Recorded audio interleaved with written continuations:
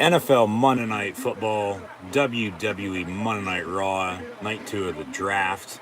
Thanks for tuning in and listening. We got the Silver and Black Raiders along with the Bolts, with the Chargers hosting the team from Sin City.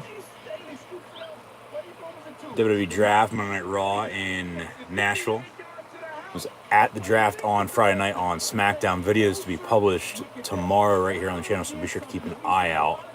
Be sure to like, follow, and subscribe on social media as well. Links in the description below.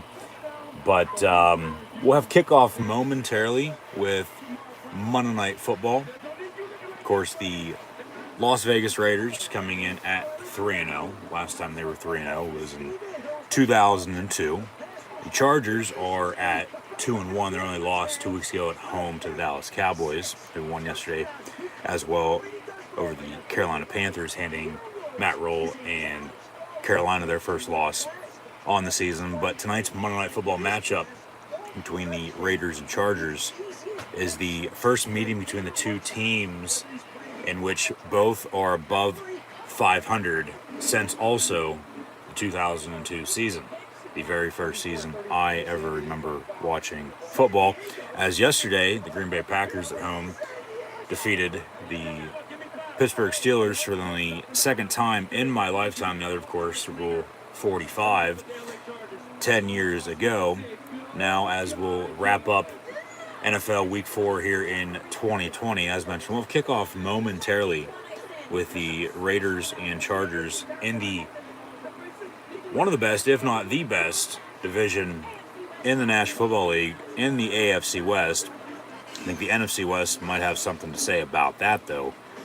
But arguably, as mentioned even last week, I'd say right now the two best divisions in football, whether it's 1, 2, 1A, 1B, it's the AFC West and the NFC West. Still a lot of football, of course, yes, no doubt, left to be played, as we're only about a few days into October here. This Monday night, October the 4th. Yesterday, of course, yes, was October the 3rd for anybody who cares, but should be an interesting game tonight, no doubt about it. Last year's two matchups, of course, division opponent, division rivalry, with the Raiders also returning to LA to play in the new SoFi Stadium with fans. Of course, last year's matchups, no fans for the most part for all 32 teams were allowed in, but so we'll see how the Silver and Black faithful Raider Nation is tonight. Raiders, second time in one night here, a month into the season, first 4 weeks. Of course, 3-0 wins over the Baltimore Ravens, Pittsburgh Steelers, and Miami Dolphins. Both of their home wins in overtime. However, last year's meetings with these two teams, the road teams won, and they both came down in the final play of the game. So we'll keep that in mind, see if, of course, the same happens once again tonight as well. But now the wait is over. The WWE Draft will conclude this evening on Monday Night Raw. Had it begin on Friday Night SmackDown just the other night. As mentioned, I was there. Videos to be published tomorrow right here on the channel, so be sure to keep an eye out. But it'll be interesting to see what WWE does with the draft, no doubt, this evening as I look at the results from Friday. Really not a whole lot changed. We'll see how they kick off the show here tonight on hashtag WWE Raw with the then now forever together WWE opening video package airs there in Nashville, Music City, USA for Monday Night Raw this evening. I'd assume the draft's going to kick off the show. We will have a face-to-face with Bobby Lashley and Goldberg as well, as it looks like the three main matches. As right now, there's 5 on the card for WWE Crown Jewel 2 weeks from Thursday on October the 21st. Of course, yes, Roman Reigns, Brock Lesnar for the Universal Championship. We'll also have the SmackDown Women's title on the line in a triple threat, along with the newly announced Raw Tag Team Championship match from earlier today as well, with RK Bro and AJ Styles and Almost. But the other two that I'm speaking of should be Seth Rollins and Edge, who, with Radar Superstar being drafted Monday Night Raw, we'll see what happens with. And they're actually not going to kick off Raw with the draft. They're going to kick off Raw with the man Becky Lynch, who, for the most part, will be on Raw moving forward unless they're going to unify the women's tag, or the women's titles in general, the women's tag team championships. Rhea and Nikki drafted to Raw on Friday night as well, even though, of course, defend on all brands.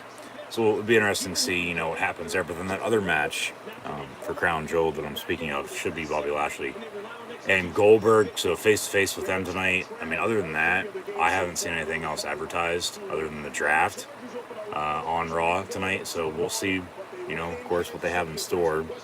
Hopefully it'll be a little bit better than last week. Monday Night Football, of course, no Manning cast tonight. No Peyton and Eli. Back to the normal broadcast. It'll be, of course, as always, Steve Levy, Louis Riddick, and Brian Greasy with Lisa Salters down the field on the call for Raiders and Chargers to kick off once again. Coming up shortly, but yeah, take a look at the results from the WWE Draft on SmackDown Friday night. Really not a whole lot changed. Roman Reigns stays on SmackDown. He was the number one pick because we the ones. He's number one. He's top dog. He's the head of the table. Big E, WWE champion. He's going to be on Monday Night Raw. He's been on Raw the past few weeks, so not really that big of a surprise. However, to close the first round out, and they only had 4 rounds at 4 picks apiece, so a total of 16, plus some picks on social media afterwards that really didn't affect anything. We'll get more into all those a little bit later on as well. I'm sure they'll announce more after tonight gets over with too. But Charlotte's going to SmackDown, and then Bianca Belair is going to Raw. So you would have to think Becky is going to go to Raw as well. As mentioned, also going to unify the women's championships, tag team titles in the mix as well, with, of course, supposed to be defended on all 3 brands, but we all know that doesn't happen. Drew McIntyre went to SmackDown. Saw him in the dark match Friday night, teaming up with the Street Profits, take on Roman Reigns and the Usos, the Bloodline, defeating them in 6-man tag action.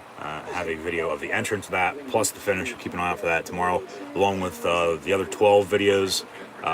So there's a total of 13 videos that will be published tomorrow right here on YouTube from this past Friday night on SmackDown with the WWE Draft, as I was live in living color, live in attendance at the show. So be sure to keep an eye out, of course, for all those. Be sure to go check out some recent ones along with all the other older ones that are right here on the channel as well from professional wrestling events I've attended in the past. Be sure to like, follow, and subscribe as always on social media. Links in the description below.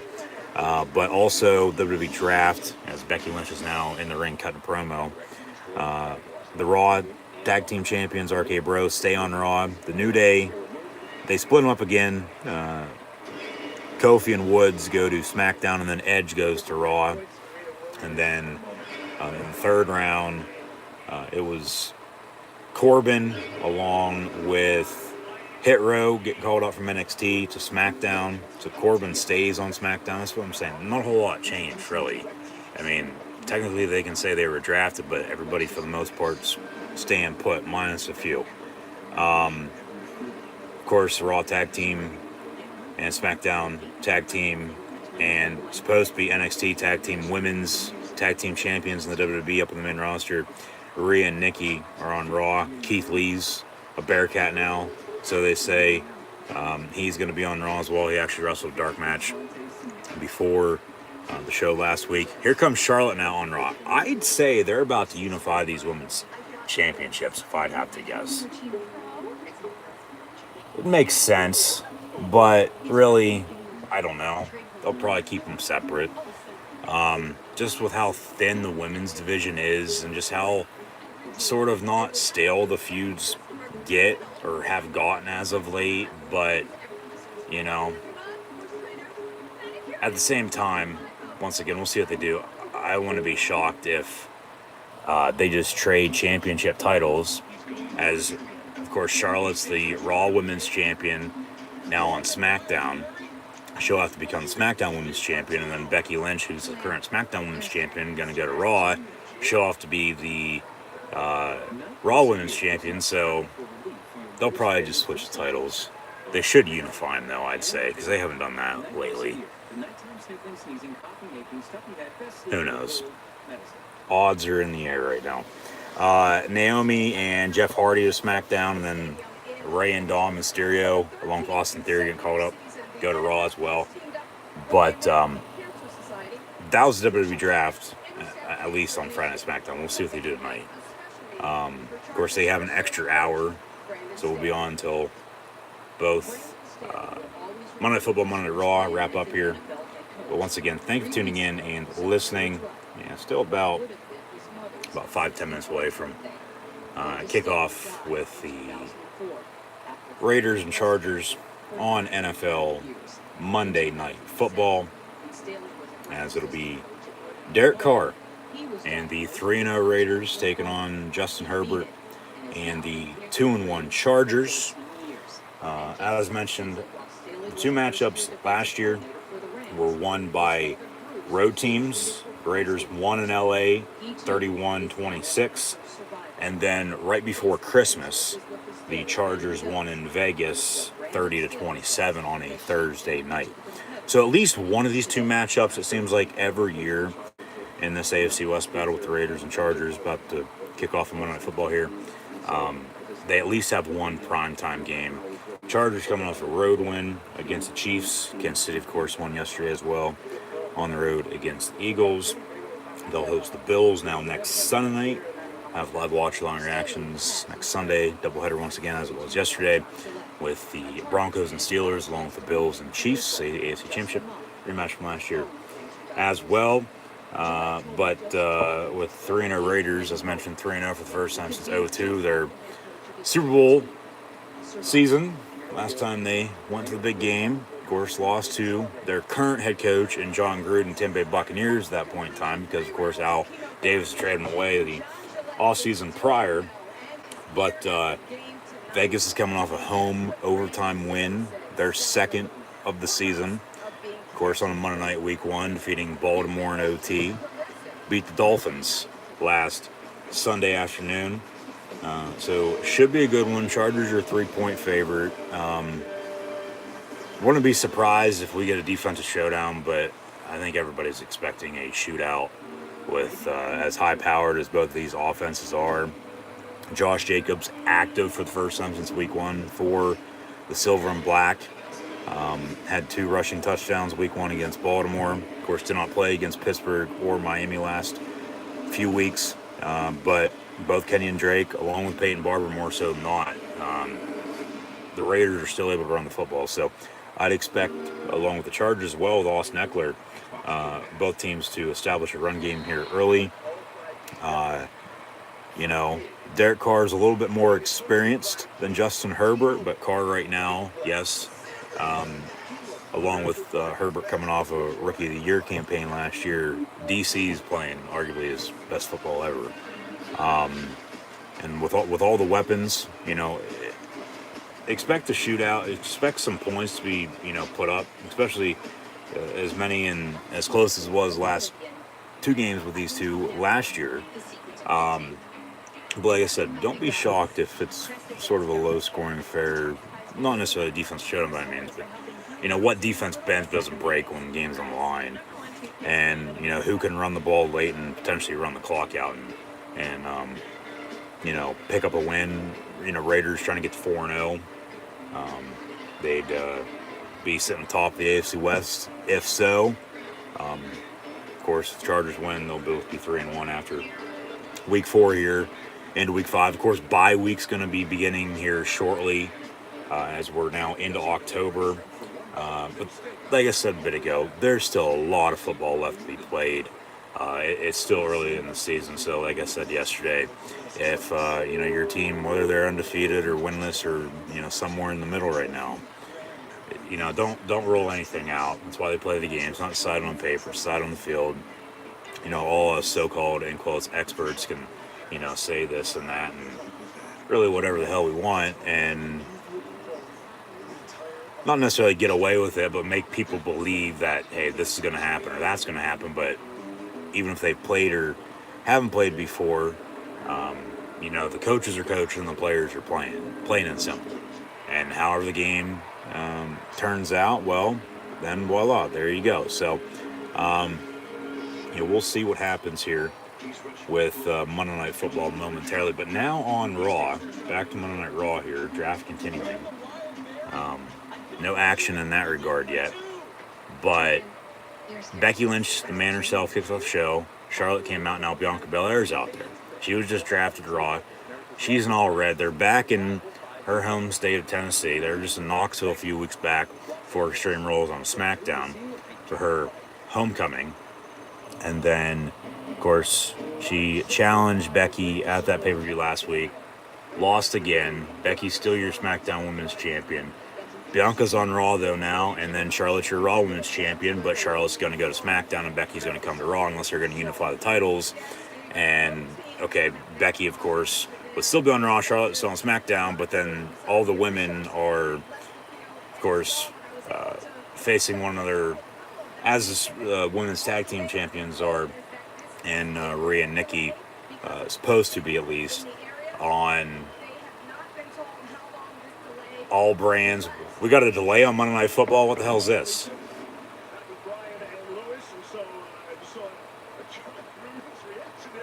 We have a delay. I got to rewind this. I totally missed that.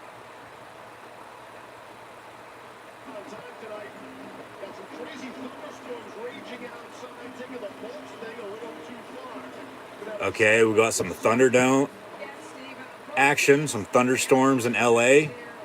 It rains in California.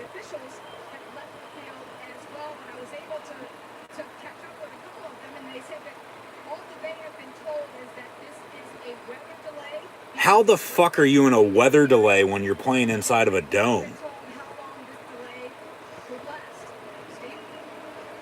What the hell? And why is Jeff Hardy on Raw when he was just drafted to SmackDown?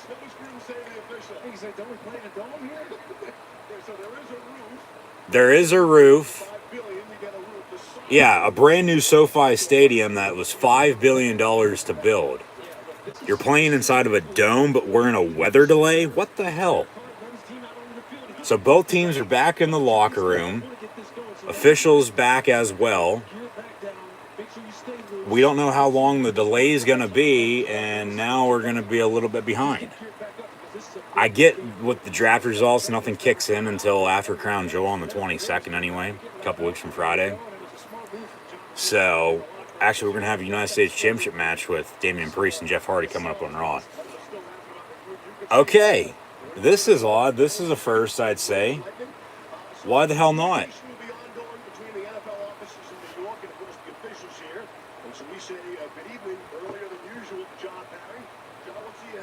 Okay, I have no idea what the hell's going to happen.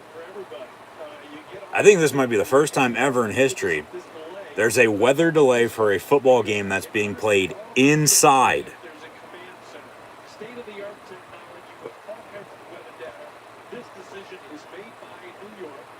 Yeah, Roger Goodell can fuck himself.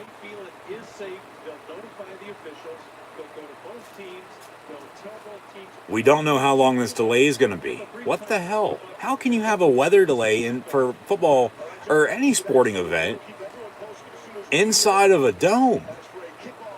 And since when does it rain in California?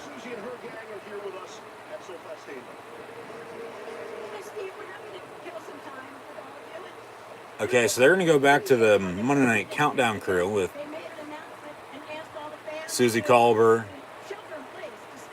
How can you shelter in place? We're already inside, and shelter in place, you're standing out in the fucking field. Susie Colbert, Steve Young, Booger, and Adam Schefter. Game is currently in a weather delay.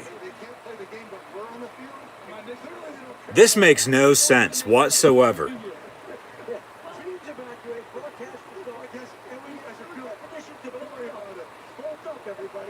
What the hell is going on?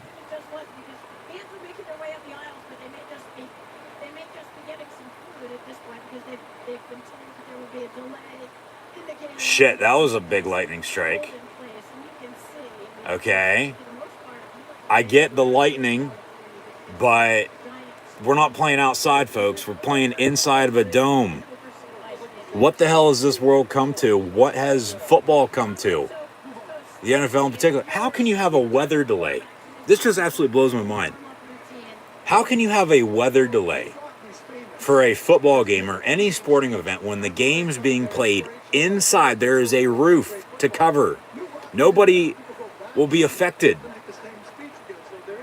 No fans, no players, no coaches, no broadcasters, nobody. This makes no fucking sense. None.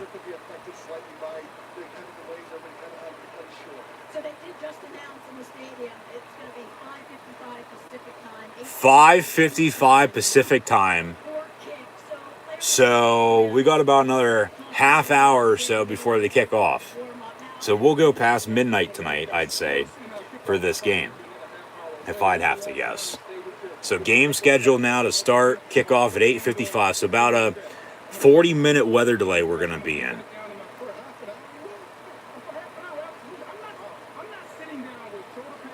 This is... I could understand if we were playing outside, say at the Coliseum or StubHub, or if the Raiders were still in Oakland, okay? How can you have a weather delay? I don't care if it just struck lightning outside or not. You're playing inside. This makes no sense. None. What in the hell? Okay, back to at least hashtag WWE Draft is on.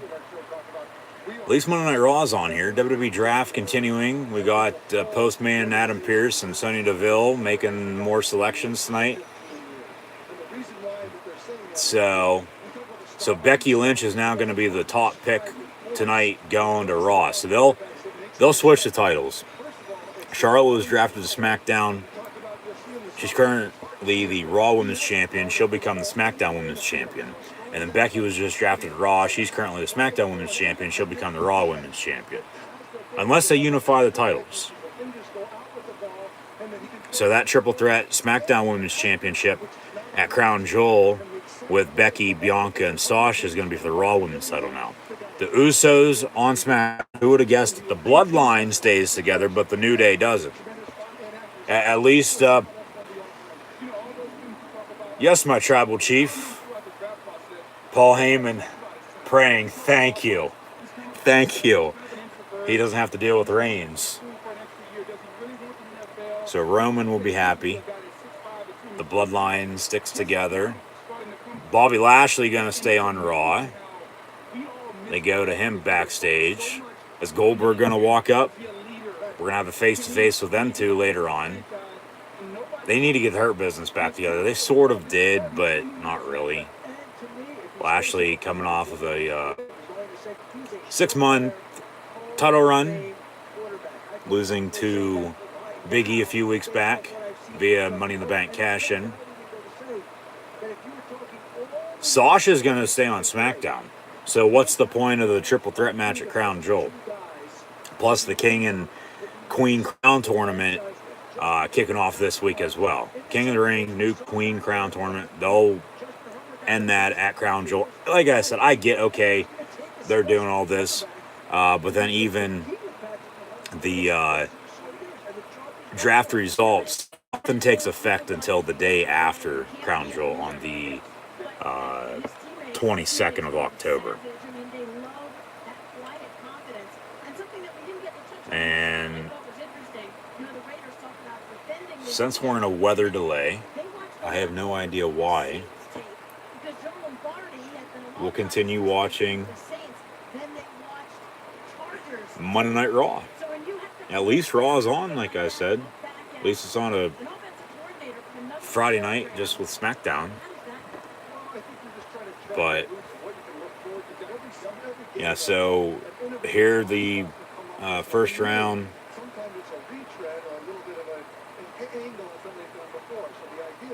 picks For Raw tonight, or actually, we'll backtrack.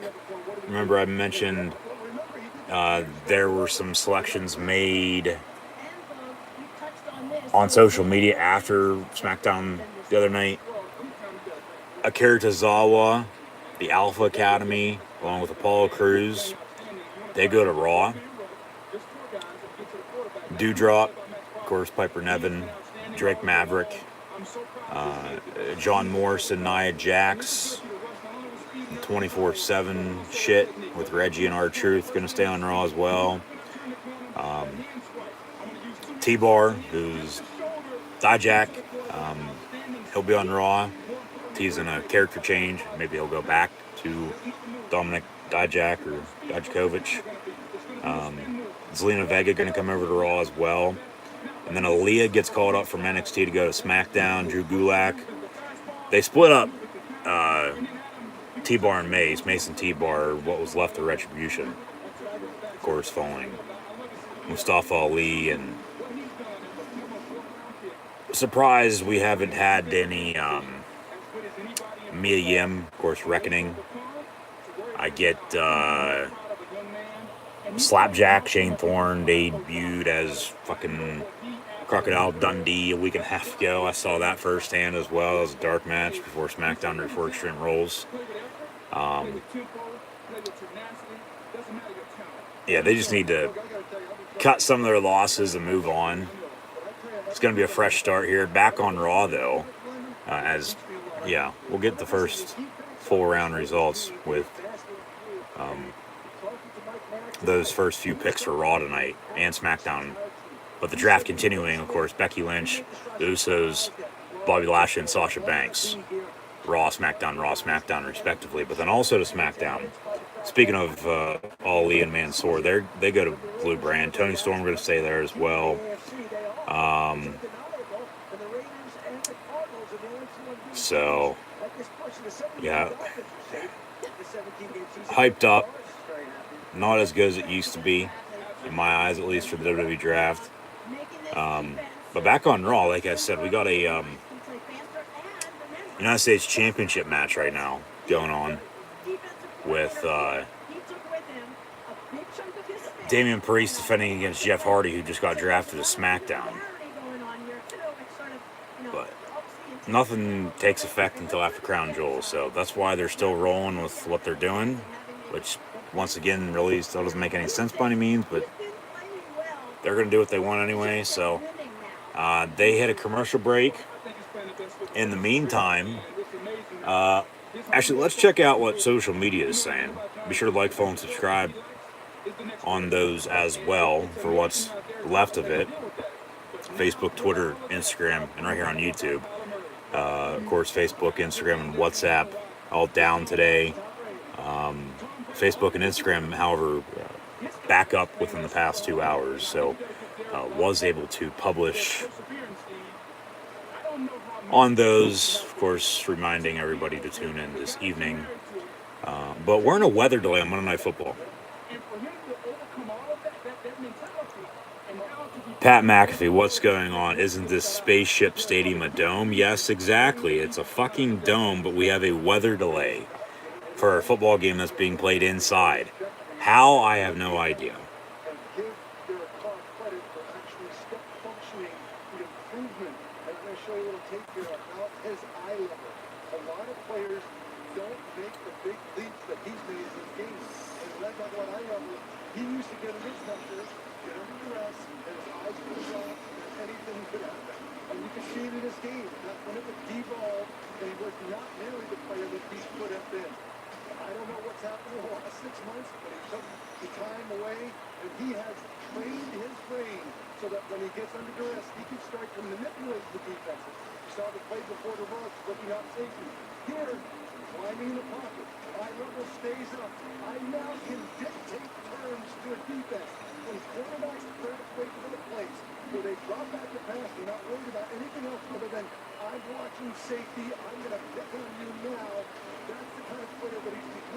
The Chargers tweeted, tonight's game is currently delayed due to lightning.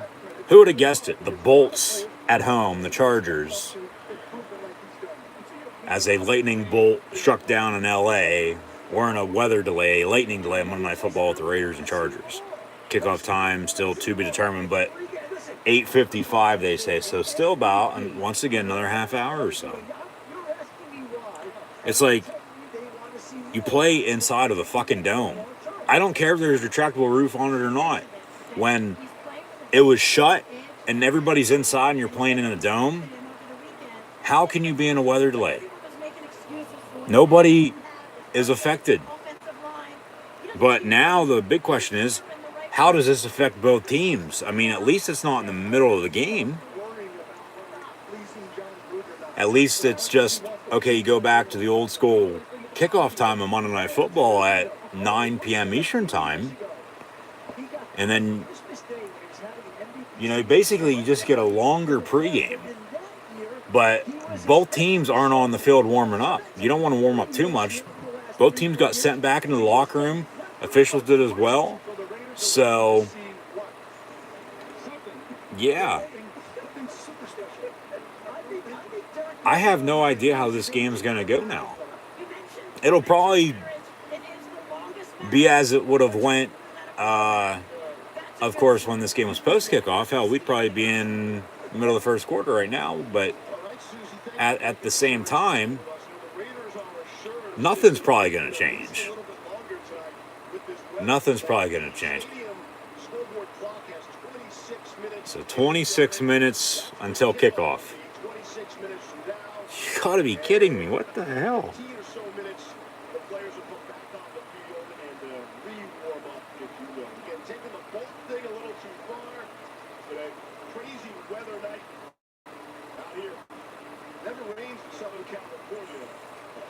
Yeah, the Rams and Chargers with a $5 billion stadium.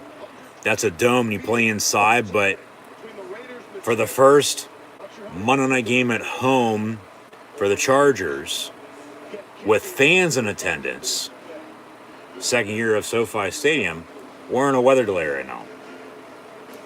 So they're going to take us to Sports Center. They're going to take us to a commercial break. That needs to change. I don't know how you can have a weather delay inside of a dome. It's not like the fucking snow collapse at the Metrodome in Minneapolis and they played, a couple hours later. Of course, that game got postponed and was played a little bit later on in the week at the University of Minnesota, if I'm not mistaken. Of course, the Triple H Metrodome, of course, has since been torn down. U.S. Bank Stadium built. Super Bowl's held there a couple years ago. Vikings lose to the Browns at home yesterday, speak of the devil. But, yeah, it is an embarrassment for the NFL. The Chargers, the Rams as well. $5.5 billion, and you can't play in it when it's inside in a dome, regardless if there's a weather delay or not. That's pathetic. Like, what the fuck? So 8:55.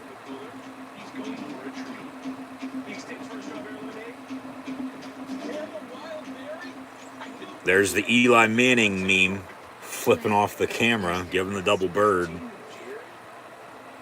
As we're in a lightning delay. Yeah, John Gruden was like, aren't we inside? Aren't we in a dome? There's a roof over this?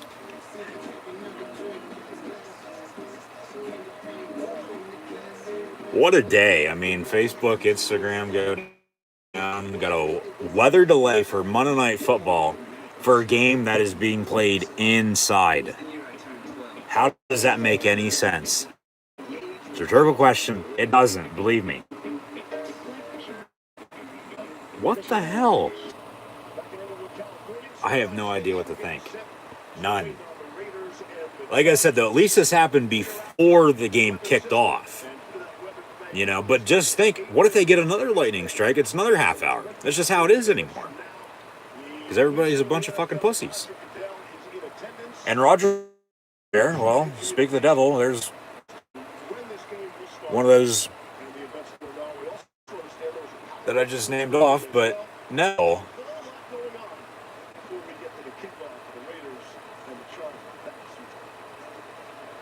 Okay, they're going to go back on the field with Monday Night Countdown crew.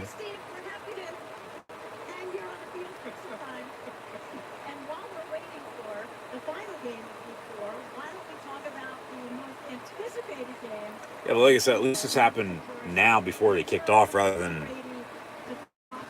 sometime later on. But like I said, what if they get another one? Well, they're going to have to postpone the game tomorrow, Wednesday, Thursday. At least they'd be able to make it up because, hell, last night, Sunday Night Football, the Bucks and Pats played in a monsoon, and there wasn't no weather delay for that. But you can't play inside of a dome because it's raining outside? What the hell? Like, seriously, what the hell?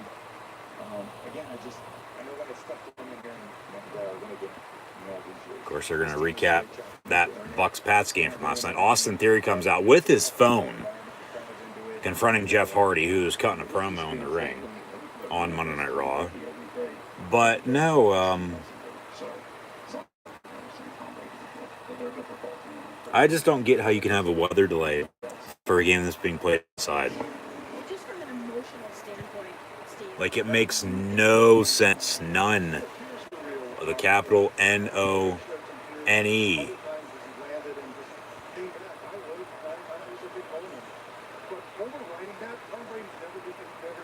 So 8:55 kick, about another 20 minutes, which is ridiculous. We'll get there when we get there.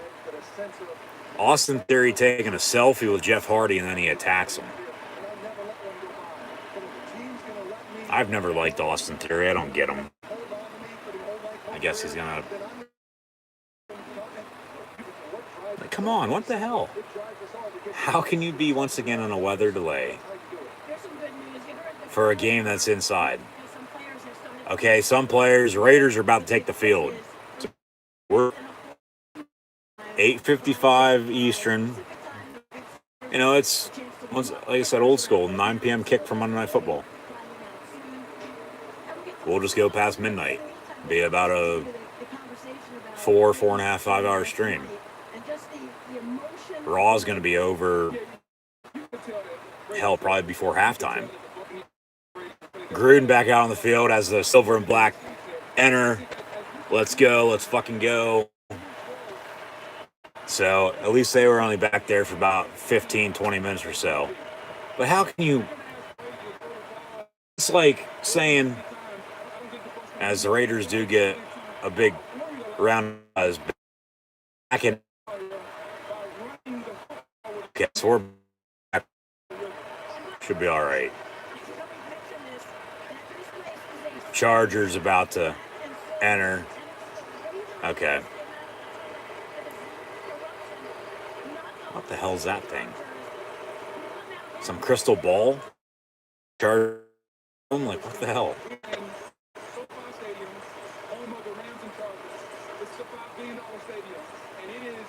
Yeah, it's a $5 billion stadium. You have a weather delay for a game that's being played inside.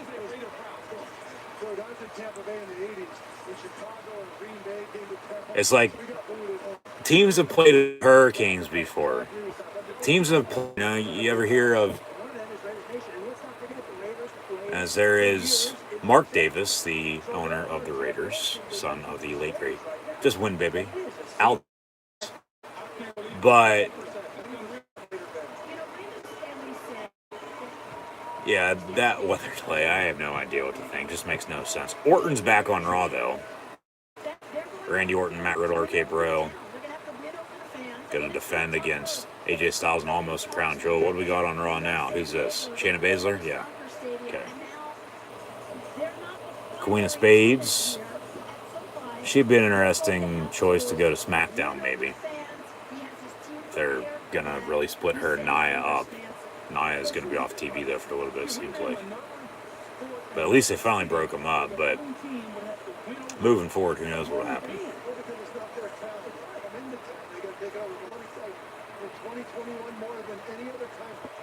There might be more Raider fans at this Charger home game tonight.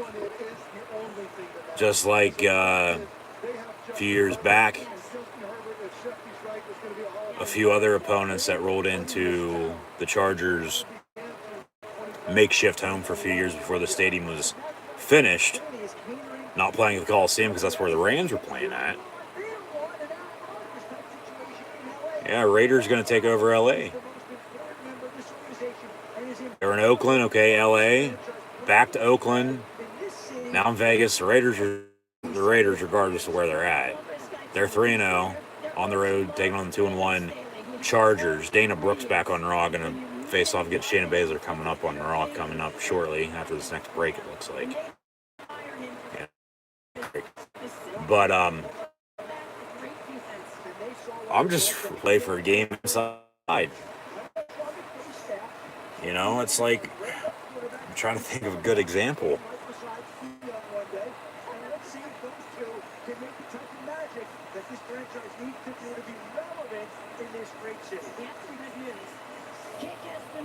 Kick moved up 5 minutes, 8:50. So 10 minutes from kick.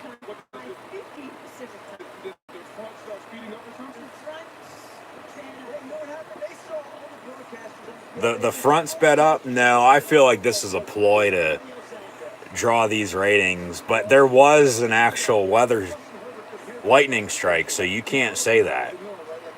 But the point is, how can you have a weather delay when you're playing inside? That makes no sense. That rule needs to change. It shouldn't even be a rule to begin with. Let him play. He gets struck by lightning, so fucking be it. I get safety this, safety that, but pathetic. This is a shame.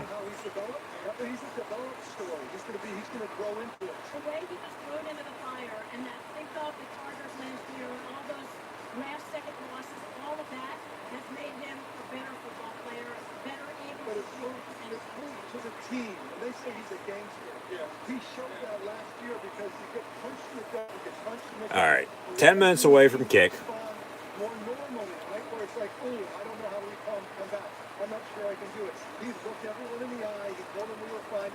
See what else people are saying here with this goddamn weather delay.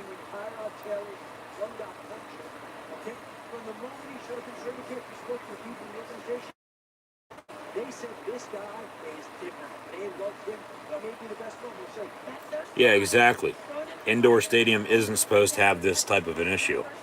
How can you have a weather delay? I know I've said it on how many times, but seriously, how can you have a weather delay for a game that's being played inside? It's not raining inside, last I checked, it's raining outside. Makes no sense. None.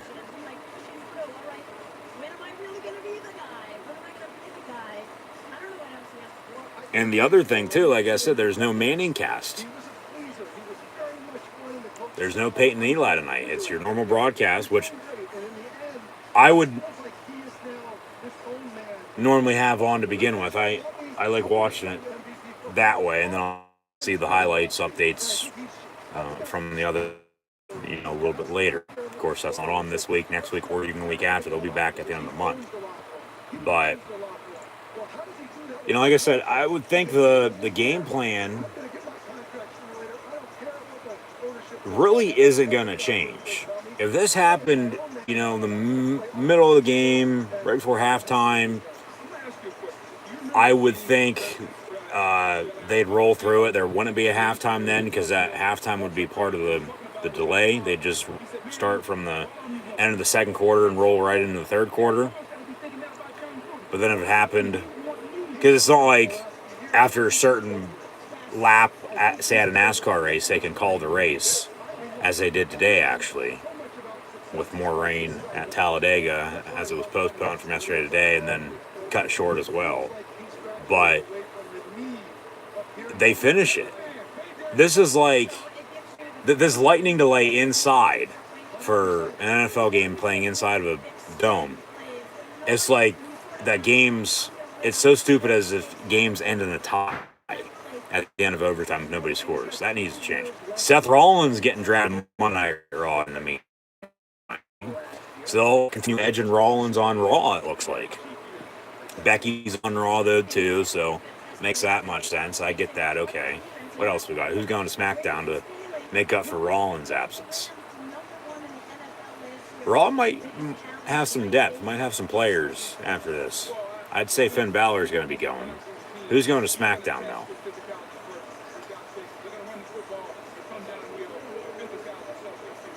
And it's going to be Shinsuke Nakamura, King Nakamura, and good old Rick Boogs.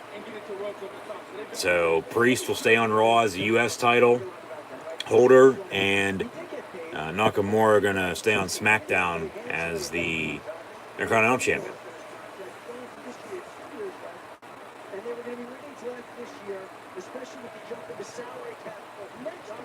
Pierce looking down at his card. Of course, these are all predetermined.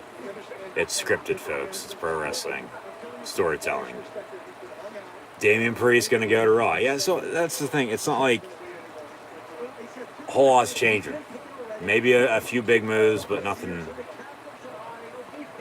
to the extreme.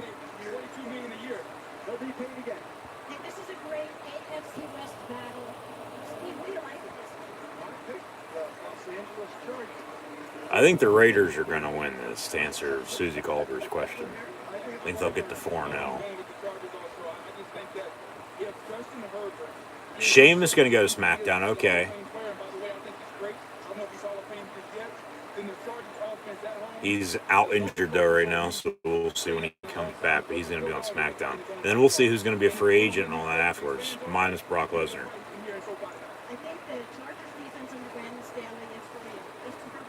But, yeah, Gruden just like, what the hell is going on? Because he was like, we're inside. How can you have a weather delay inside? You know, I'm sure the media, at least with whoever loses this game, is going to, hey, because of the weather delay, is this why you lost? And it's no. That cannot be an excuse tonight. I don't care who wins or loses this game. That's not going to be an excuse. Both coaches, all the players will tell you that. Just ridiculous. We'll get back to it with kickoff. But it might be a little bit different if, you know, middle of the game. I still don't get how you can have a weather delay for a game inside. Makes no sense. It'd be like for, I don't know, say NBA or an NHL game with, okay, we'll say hockey. We'll go hockey. We'll go that route.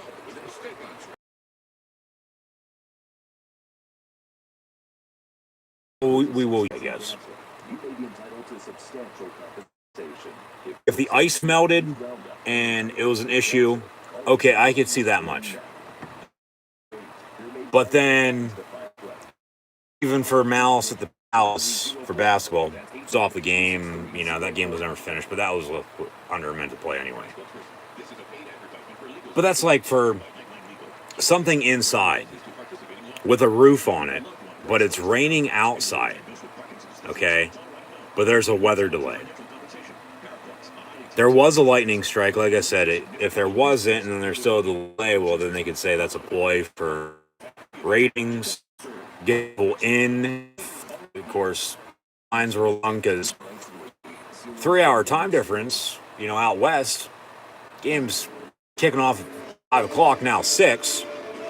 And, you know, that's rush hour. People getting off work. LA traffic's hell as it is. So, hopefully everybody's ready for some football tonight. About an hour into this. About a half hour, 40-minute weather delay for Monday Night Football for a game that once again is being played inside with a roof on top of it. So, yeah. Just shaking my damn head. I think everybody is. The NFL is going to get shit on for it. No doubt about it, and rightfully so. Because this is just like, Like, what the hell? Like, how can you... As cue the Monday night theme, how can you let this happen? And like I said, I don't care if retractable roof or not, you're still inside. Just about set for kickoff. We have the coin toss, so okay, we're back on track. Nothing, yeah, you can't really do anything. It's just you get an extra 20, 30 minutes of pregame that you just got to sit around and do nothing. So I doubt it will affect either team. Now, if it does one of these two, whether it's Raiders or Chargers, in a major way, then okay. You know, you gotta bring that up then at that point. But, you know, everything's going to be the same as it was. Nothing's going to change.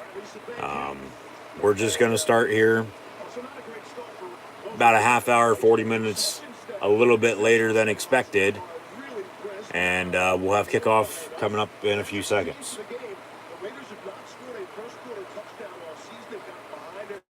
Raiders 3-0 for the first time since 2002, defeating the Ravens, Steelers, and Dolphins. 2 home wins in overtime. Defeated Pittsburgh by a final score of 26-17 2 weeks ago. The Chargers, on the flip side, they are 2-1, defeating Washington, losing to the Cowboys, and then also defeating the Chiefs last week. And 4 weeks into the season, as NBC got a primetime kick with the Rams, CBS got a mid-afternoon kick 2 weeks ago with the Chargers, Fox with a Rams mid-afternoon kick last Sunday as well against the Bucs. And then now tonight, ESPN ABC getting the Chargers Monday night Raider game in the AFC West. So all major networks that broadcast NFL football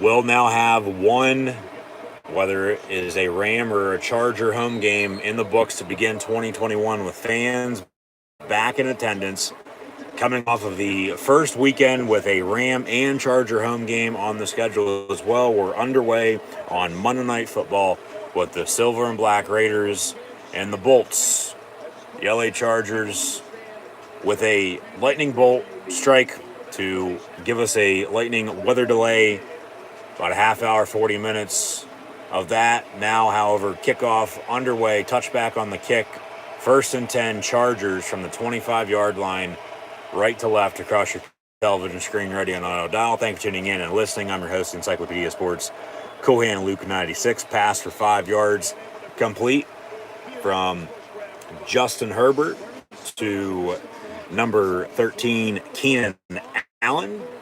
And with the Chargers, as mentioned, even with the Raiders, if both teams can establish a run game here, of course, Josh Jacobs active. He will play tonight. Got Austin Eckler on the other side. Chargers, for first time in forever, healthy, it seems like. Not blowing leads. Eckler there on the give for a first down Charger run, but we'll see what gives. I'm sure something will, as always, but don't be shocked if this is low-scoring defensive showdown, but expecting a high-scoring affair, shootout. But really, at that point, it's what defense bends but doesn't break. 1st and 10 with Steven Anderson, number 82, tight end, in motion. Got a penalty flag. Going to have a false start, it looks like. Yes, false start on the Chargers.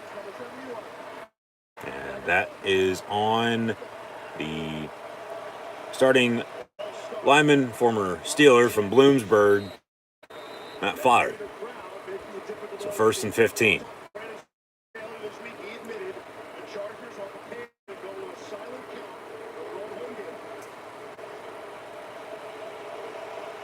Filled to capacity. So, Mansour, Ali on Raw. As Herbert's second pass is once again complete to 13, Keenan Allen gets maybe those 5-yard false start yards back. Second down.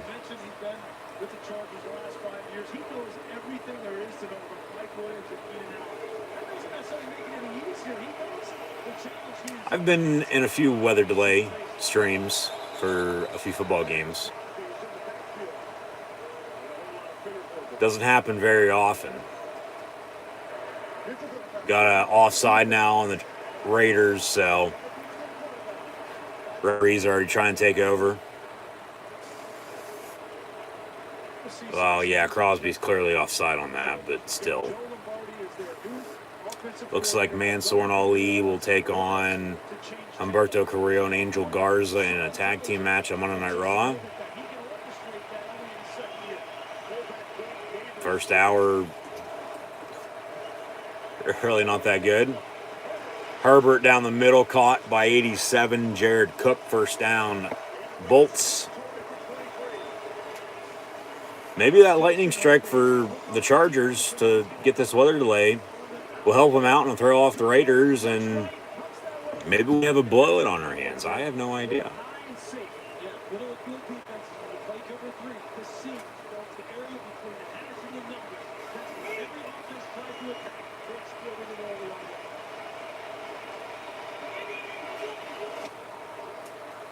So 1st and 10, run an end around. That goes to 15 Guyton, as the former Charger himself and Casey Hayward Jr. makes a stop.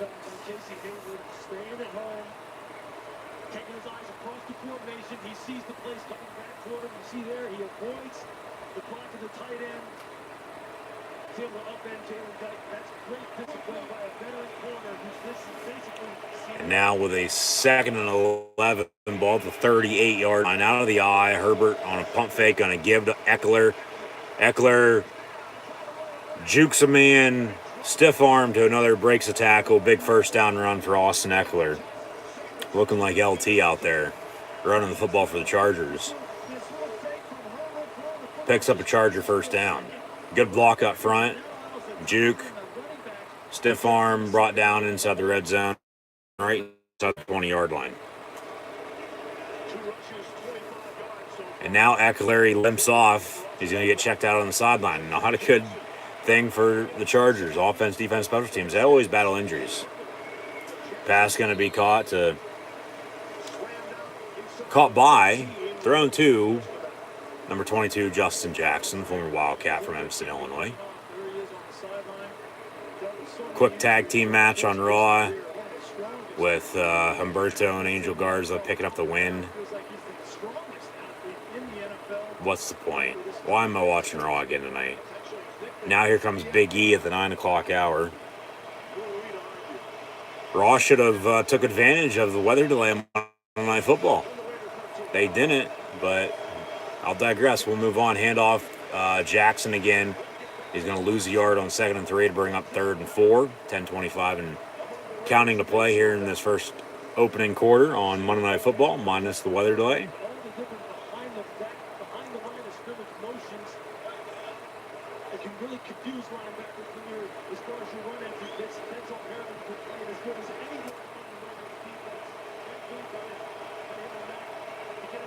So 3rd down and 4. Herbert on a screen, complete to Jackson. First down, Chargers inside the 10. Be 1st and goal at the 7.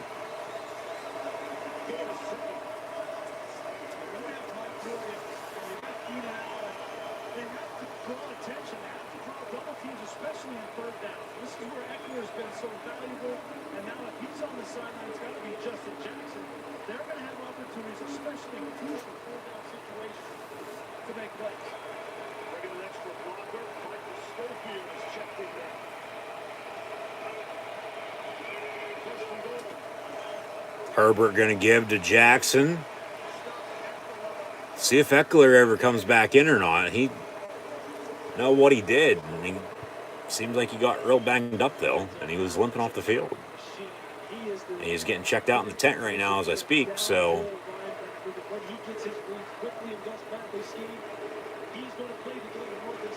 in the end, with whatever happens tonight, all people are going to be talking about is, well, depending on how the game ends, if we have a crazy finish, yeah, that too. But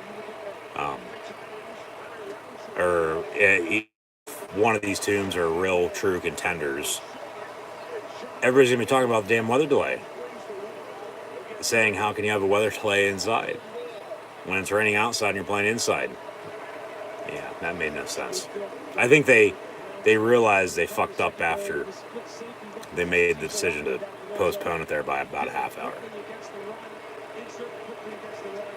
So handoff by Herbert. 3rd and goal now. Ball at the 4.5 yard line. Eckler back in. Watch for a screen in the flat near side. He was looking that way over the middle. Caught, touchdown, Chargers. That to number 89, Darnold Farnham Jr. And 7 minutes in, Chargers drive and score on their opening drive of the night, taking an early 6-0 lead, pending an extra point. See what the Raiders can do when we return.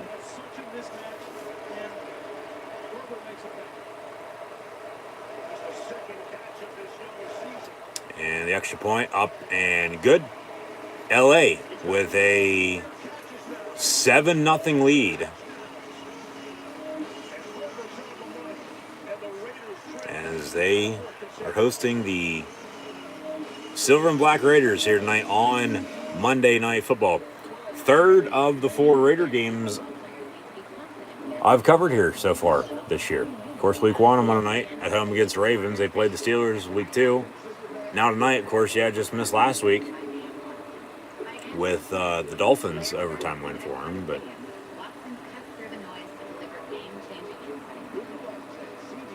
back on Raw, hashtag WWE Draft. It looks like we're going to have another round of draft picks here at 9 o'clock with Big E out in the ring.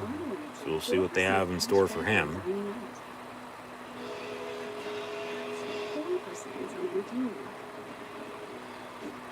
AJ Styles and Almost going to stay on Raw. So they can say all they want that this person was drafted here or there, but other than a few, not a whole lot's changing. This might be the worst WWE draft ever. And still to come tonight on Raw, will Almost accept Randy Orton's challenge. Okay, Orton must have laid down a challenge during his promo backstage with RK Bro and himself and Matt Riddle. Of course, earlier today they already announced RK Bro, AJ, and Almost are crown jewel for the Raw tag titles anyway. So, who's going to SmackDown? Shayna Baszler. Okay, there you go. What I say a little bit ago, Shayna's going to SmackDown. At least I'll give her some. I'd hope for at least some breathing room, fresh start.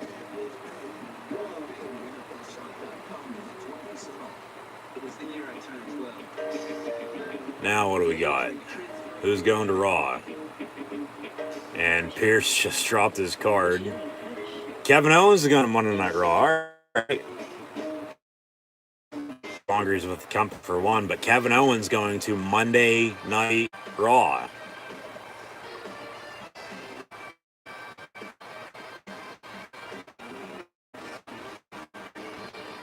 And Pearson act all surprised, playing it off as they can. Xia Li going to go to SmackDown, getting called up from NXT. Good for her.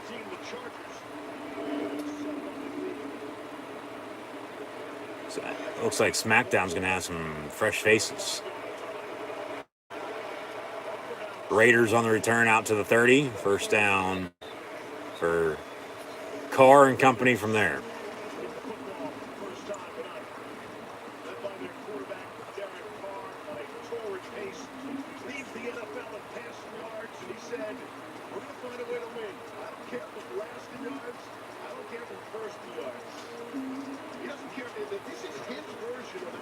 Once again, Big E still in the ring, so looks like he's going to cut a promo. Under center's car, 1st and 10 for the Raiders from the 30.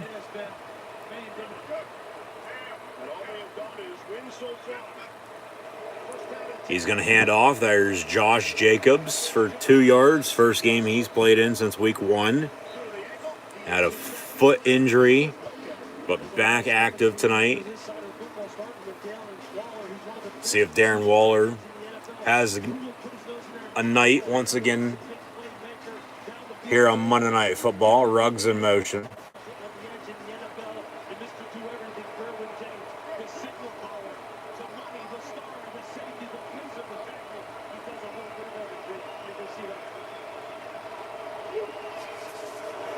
Carr out of the gun, going to hand off. And Jacobs once again on the give, going to get stuffed to the line of scrimmage, 3rd down. So just as the Chargers had a very long touchdown drive to begin the game, the Raiders are a play away from going 3 and out. So maybe that lightning bolt was some good luck for the Chargers here, at least early. Giving them some momentum, get the delay. Raiders, can't capitalize off of it, but both teams are playing against one another. So, and like I said, it's not like it happened in the middle of the game. Before kicking, everything just got pushed back about a half hour. Pass incomplete, intended for Hunter Renfrow, and that's a quick 3 and out. They didn't have the ball a minute, and the Raiders are on to punt.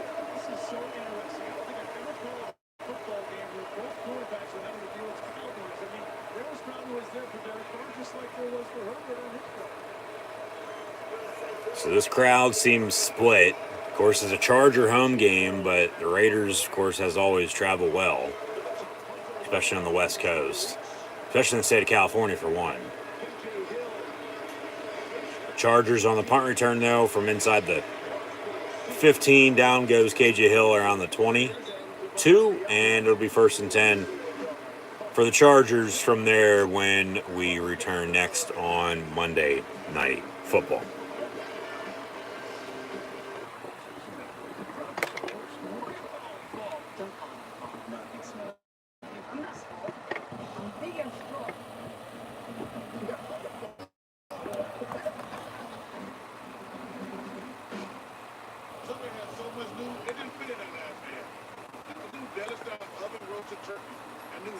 Drew McIntyre coming out to Big E. That's how the last week's episode of Raw ended.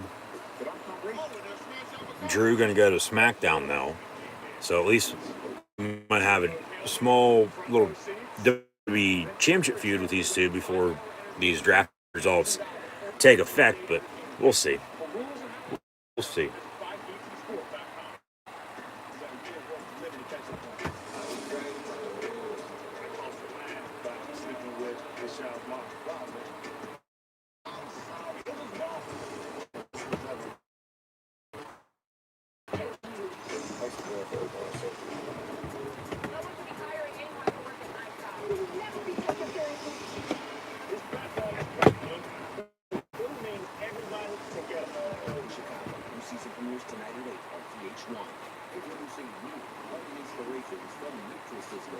Satisfying meals with double the protein. Drop those LPs like a bad habit. Just eat and repeat. With Nutrisystem, it costs 700 pounds and that goes fantastic. Get Nutrisystem's biggest and best meals ever delivered to your door. Ready and nice. Order Nutrisystem now with free shipping. Call or go online right now and get free shipping. Big portions for big time results. We don't go to guys. It seems to be pricey. So we use Game Time. Game Time tracks ticket prices in real time and finds you all the best last minute deals. We got our seats 20 minutes ago for 60% off. Last minute tickets at the best price in seconds. Download Game Time now. Well, list of players with 5,000 passing yards for the first 18 starts. Short, Patrick Mahomes. Hall of Famer Kurt Warner goes pitch that mark. Catch up. And here's Justin Herbert, the third quarterback, to take a seat at that table. You see him, the fries are everywhere. He reached 5,292 yards passing last week, and I'm thinking double-double. And we'll still have it to go. Catch up on it, Patrick Mahomes. There's Herbert. There's some pressure. Oh, I can look at home. chasing him. And that was the first incompletion for Justin Herbert. He was 6 of 6 on the opening drive. 4 different receivers, 4 different players carried the football, spreading the wealth around. It's not the individual you want to get into a rhythm if you're a defense. So the Raiders here after a 3-and-out in their first drive, they need to rise up on defense. And goes back in there for tight ends for the Chargers. Here is Henry. Going to bring him a third down. That's a 5-yard gain. Yannick Ngakoue made the stop. Always working on his run stop. Wasn't such an elite pass rusher. So one of these big questions coming in, third downs. Who's going to take care of Keenan Allen? We know he's one of the best third down receivers. The Raiders have a couple of rookies playing secondary and at that nickel position. Now they brought in Amik Robinson to guard Keenan Allen. Third and 5. It's Tom Green. Side decision for the Raiders secondary on who has got to line up on Keenan.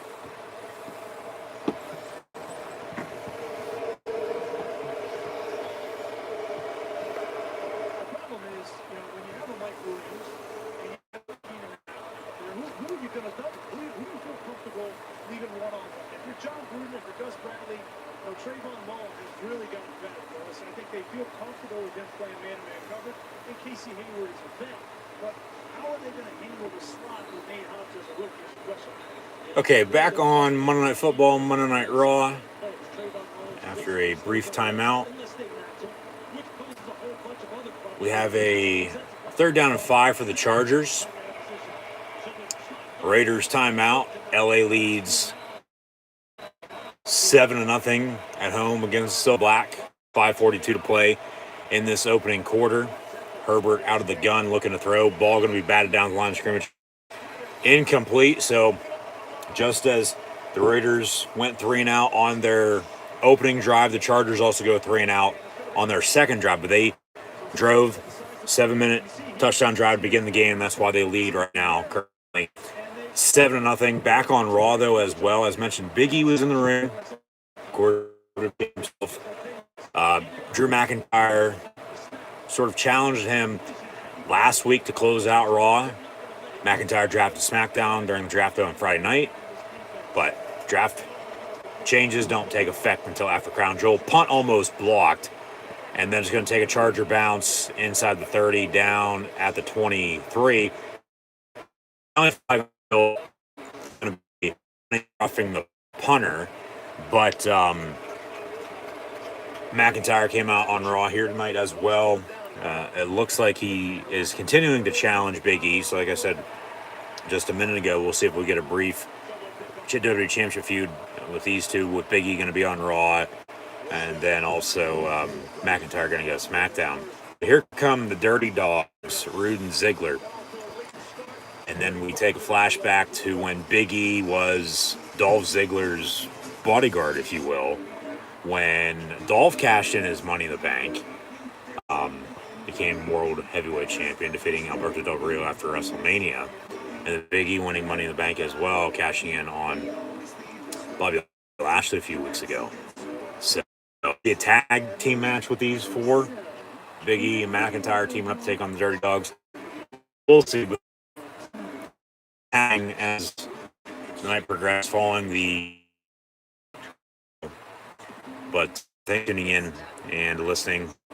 Audio only, live watch, long reactions live right here on YouTube. I'm your host, Encyclopedia Sports, Cool Hand Luke 96. Be sure to like, follow, and subscribe on social media. Links in the description below. The thumbs up button. Share hashtag NFL, hashtag WWE Raw, hashtag WWE Draft. Chat questions and comments or chat super stickers. Always greatly appreciated.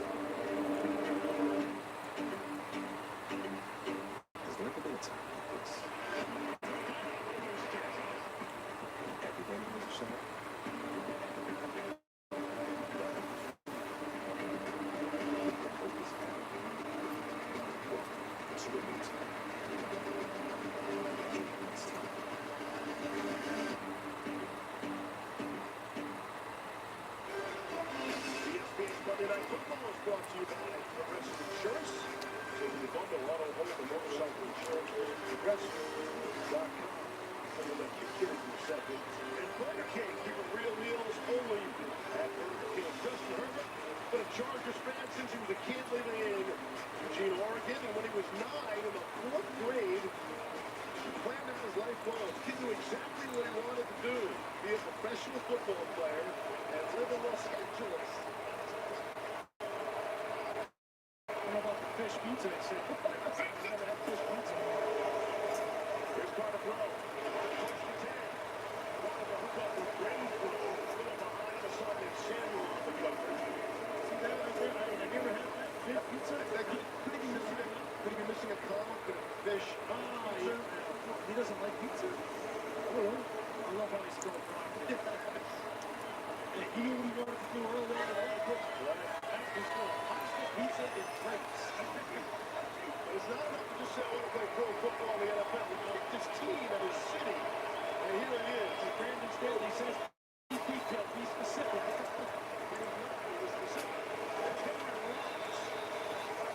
Immediately slammed down.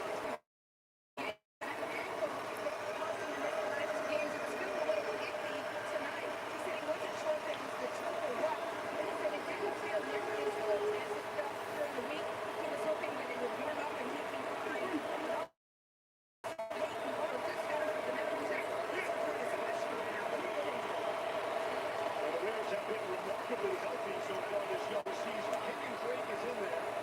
Put down 6. 3 to snap, but they've already spent one timeout. And have to take another one.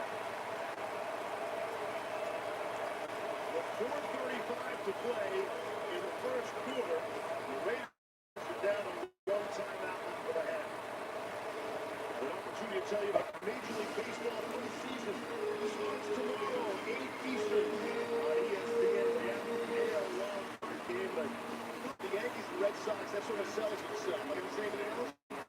Yankees and Red Sox, Fenway Park, Tuesday night at 8 p.m. Eastern, and a Snapcast edition of ESPN 2. One of my favorite players growing up was Dave Whitfield. I remember when he was with the Padres. Had his rookie card. All right.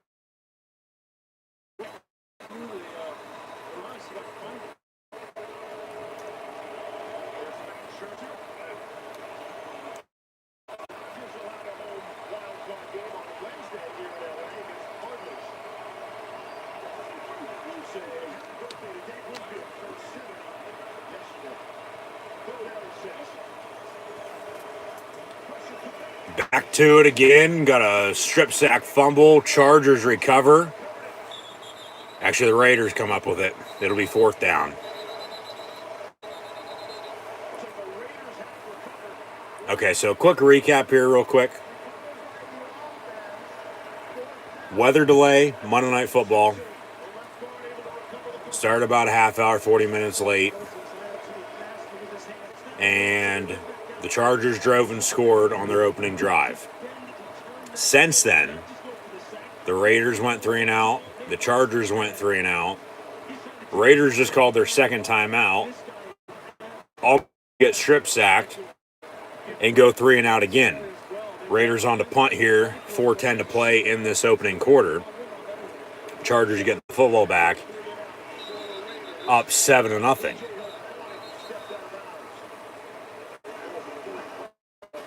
Be 1st and 10 from the 40.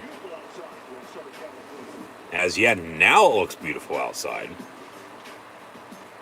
Not earlier, not when it was raining and had that lightning strike for the Bolts hosting the Raiders here tonight on Monday Night Football, and had a weather delay for a football game or any sporting event that is being played inside once again. How that's possible to have a weather delay for a game that's being played inside, I have no idea. But we had about a 40-minute weather delay. But we're underway, almost in the first quarter now. On Raw, actually, as mentioned, this is just recent now, since 9 o'clock. whenever everything that happened in the first hour with the draft continuing tonight on Raw as well. Then, so you're just not tuning in, wait for the audio-only version of this, as it is right now, of course, to be uploaded right here on the channel as we're live, but be sure to go watch the replay at a later date. Since 9 o'clock here, Big E's been in the ring. We had a few more draft picks, but Big E's been in the ring. McIntyre came out, and then the Dirty Dogs, Rude and Ziggler.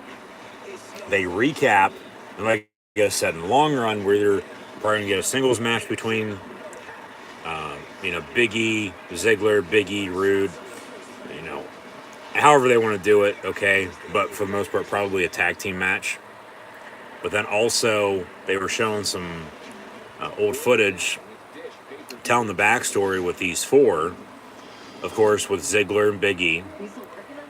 Ziggler was world champion, Big E was his bodyguard. And then Ziggler with McIntyre as they were tag team partners. And then even Rude and McIntyre, because I believe Drew was the one who beat Bobby Roode to become NXT champion a couple years ago. NXT 2.0, haven't got into it, quit watching NXT.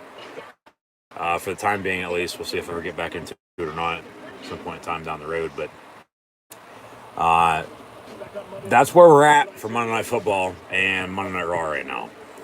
Had to take a break there just a little bit ago. But once again, thank you for tuning in and listening.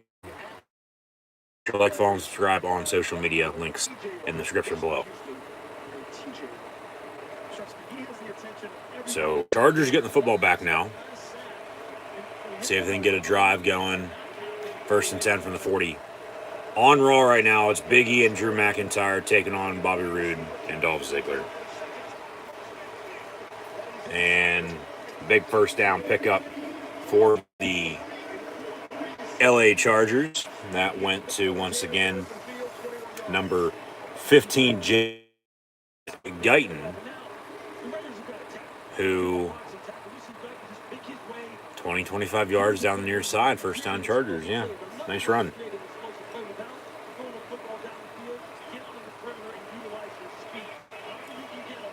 This game, it's like a total mismatch right now. It's what it seems like, at least. The Chargers are playing. The Raiders really aren't. Nick Herbert down on a sack there, but really other than that, it's like, what are you doing? Maybe that's the spark they need, just as the Lightning strike was the spark the Chargers needed to drive on their opening drive and score. Taking control here. I mean, touchdown drive, but then a few 3-and-outs by both teams here. So, still early, a lot of football left. Game's not over until it's over. 2nd and 15 after the sack. Herbert going to go deep on the far side. Incomplete. Intended for Guyton again. Hasn't gone to Mike Williams yet. A few catches. Guyton's been involved. Of course, KJ Hill in the return game. And then, Eckler's once again already battling an injury in the backfield. Limping off earlier. Came back in, but then it was Justin Jackson. And then at least Herbert's gone to his tight ends and Jared Cook. And then Farmer has the touchdown. So that's where we stand with the Chargers leading by 7. 3rd and 15 from the 44.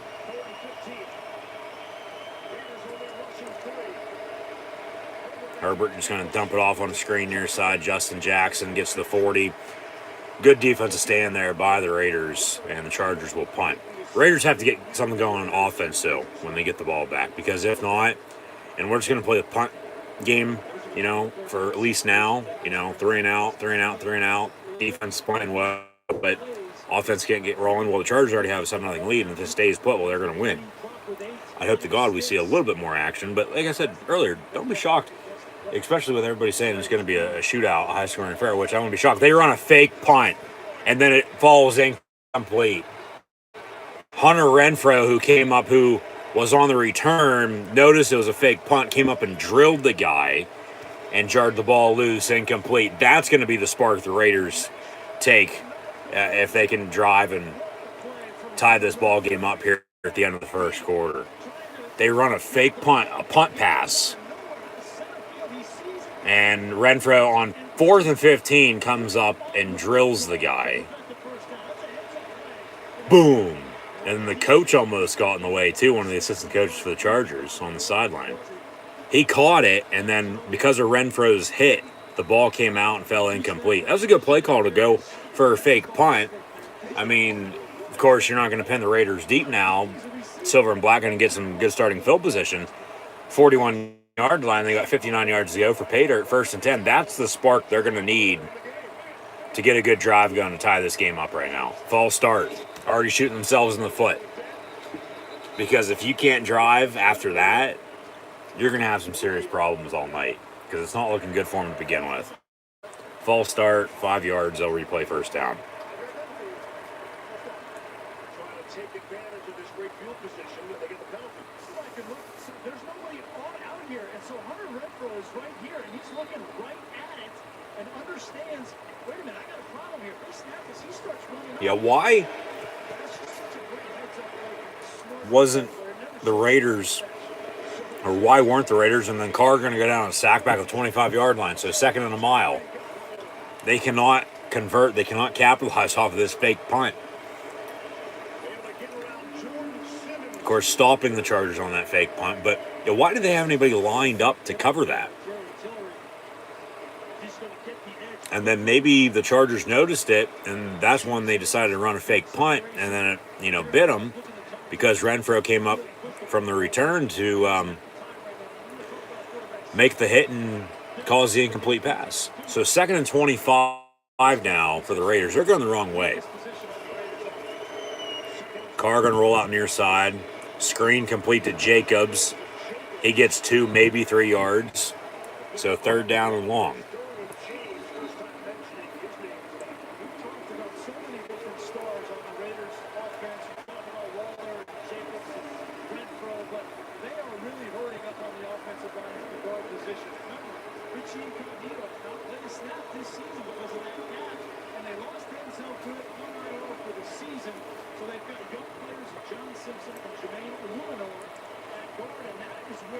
Third and 22, empty set, 5 wide, ball at the 29-yard line.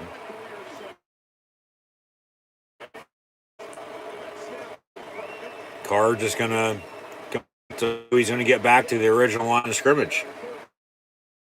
Not capitalize off of stopping the fake punt. Get a false start, a sack, and then a few dump offs, and it's now 4th and 10, and the Raiders are gonna punt.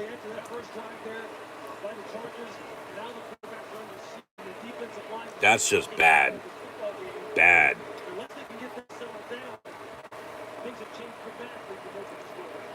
Adjustments, how the offensive line is going to adjust. You keep backs in, you use receivers, you use tight ends to chip on the outside. They'll come up with a plan to adjust. Tell me again about how high scoring this AFC West. So now, at the end of the 1st quarter, and 15 minutes in, actually, really about an hour in, but half-hour weather delay. Now, just at the end of the 1st quarter, 15 in of football.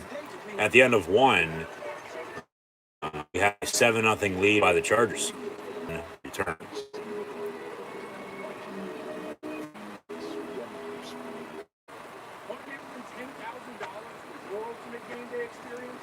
Just purchase any 5-hour energy product, snap a picture of the receipt, and visit 5atsports.com to enter. It's easy. We're the bond. Every new day offers opportunities to connect, chances to motivate and inspire, moments to express well-deserved thank yous and congratulations, with products that bring smiles, celebration, and long-lasting impressions. There's certainty in that. Fort Imprint gives you that certainty with the right promotional products and a caring, trusted team dedicated to your success. Creating meaningful connections starts at fortimprint.com. Fort Imprint, for certain. Get on the line. A fumble. Coach brings in his MVP. The line protection is excellent out there. Wow, this team is really looking sharp. 4 seconds left. The quarterback throws back and goes long. Smith grabs it. He dives over the goal line. Touchdown! What an amazing finish! Pay like a throw with Frontier Brand Painter Safe. For the sharpest lines every time. Introducing the Rub Level Guarantee. Our promise to to deliver the food you love on time and give you the lowest price. Or you get $5 off the next order. What's more stats? Just ask Siri, who leads the league in passing yards. See, there's an aerial shot of SoFi Stadium with a roof on top of the dome. So why, once again, was there a weather delay? We're playing indoors. You guys said the 35-minute delay would impact the game. The Raiders haven't realized when this game started. Well, coming up the second quarter, this game, that was, yes, high-powered offense, quarterback play, but we also had shaky offensive line play, especially a tackle and great edge rushers. Raiders on the punt. Fair catch at the 10-yard line. 1st and 10 Chargers from there up 7.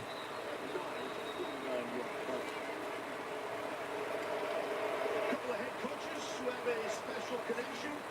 They are 20 years apart. Both Brandon Staley and John Gruden grew up in Ohio and went on to play quarterback at the University of Dayton. And from everything we have heard, Staley apparently was a much better quarterback of the two. Hard to find John Gruden quarterback stats. Yeah, give those. I don't have them handy. Why not? I get the sense he was more of a backup. I noticed you didn't bring that over.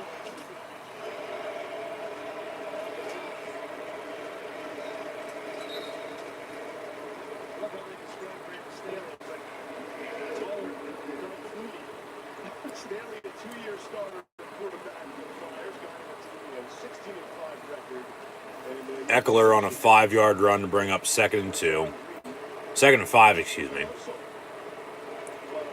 Hot tags made with these two tag teams on Monday Night Raw. As Big E tags in, but then Drew McIntyre tags back in as well. After a Big E big ending and then a 3-2-1 Claymore kick from Drew as Big E and McIntyre post-match. All right. We have Big E and McIntyre working together, but that'll be the WWE Championship feud here for at least next few weeks for Crown Jewel, probably. Herbert going to go deep on 3rd and 2, intended for Mike Williams, incomplete.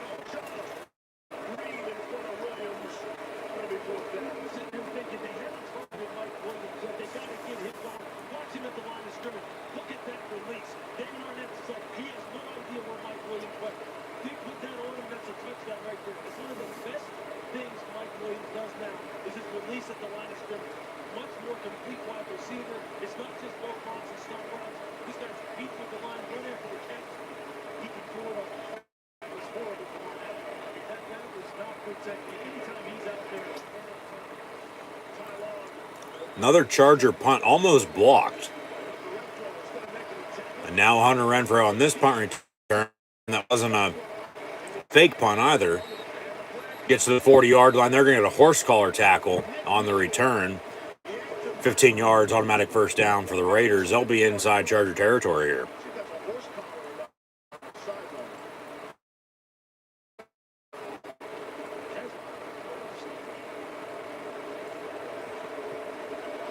Why are the Viking Raiders in the 24/7 championship picture? Sorry for any technical difficulties right there. Buffer, disconnect, reconnect.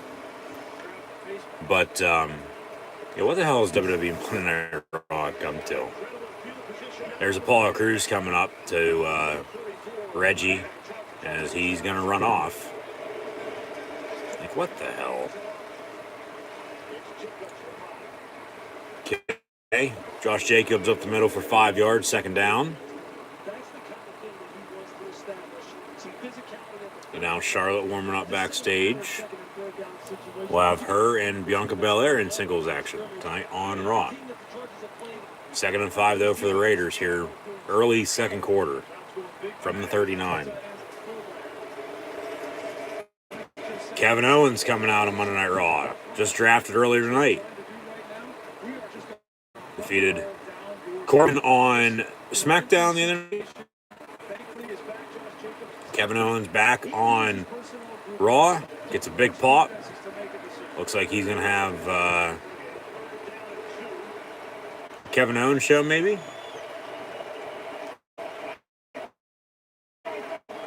Maybe they actually do something with him. I don't know. Hopefully. 3rd and 2, Carr going to hand off, and Charger defense making another stop right at the line of scrimmage. No gain on the play. And 4th down for the Raiders. We'll see if they bring Carlson out for a field goal, try to get on the board or not. As some of the officials are talking to players, hey, like, settle down. Commercial break on Raw. Kevin Owens, though, in the ring. So we'll keep an eye on that. 4th and 3, they're going to go for it from the 37. Probably a good call. Because from here, 37, 47, yeah, about a 54, 55-yard field goal.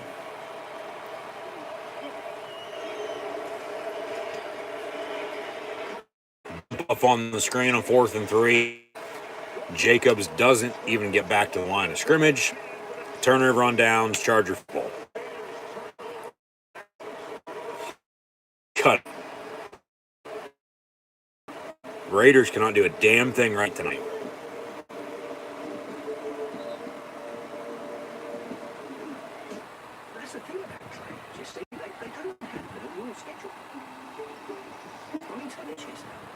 The Raiders cannot do a damn thing right tonight. They're undefeated. 3-0. 2 games did go to overtime, though, so at least they found a way to win late, but no, I guess that weather delay, even though, you know, you can't be saying that because game plan, of course, doesn't change. Everything stays the way it was.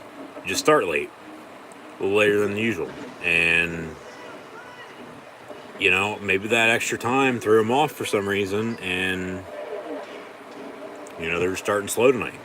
But who knows? They might have started slow whenever the game was supposed to start on time. The Chargers are just both defenses are playing well. The Chargers just on that opening drive, they got rhythm, they built it up, they had the momentum, playing at home, Monday Night Football, drove and scored and took the lead. So that's why we sit at 7-0 right now. But other than that, you know, it's nothing, and there's nothing really going on. So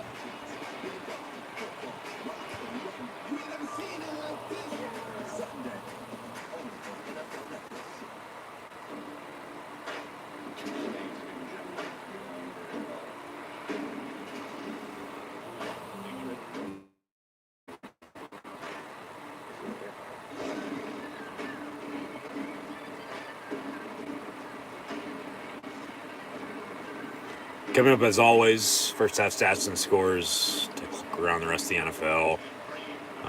Preview next week, along with talking some college and NFL football as well. So once again, thank you for tuning in and listening. Live watch along, audio only live watch along reactions live right here on YouTube. No, you got to throw the ball further on downfield and 2 yards on 4th and 3 to get a first down.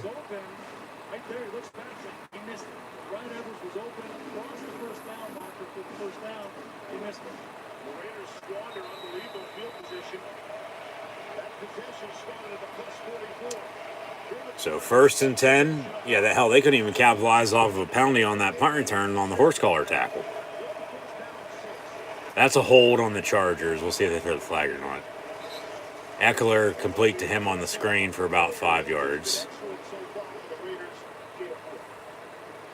Stars are out on Monday Night Football. Stars are out on Monday Night Raw as well, as they are in Music City, USA. With Kevin Owens in the ring about to cut a promo. Volume up for this. KO has to say.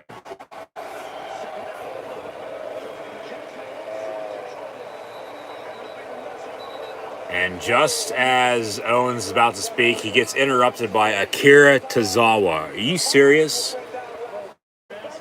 What the hell? Are they going to start something with Keith Lee and Kevin Owens, maybe?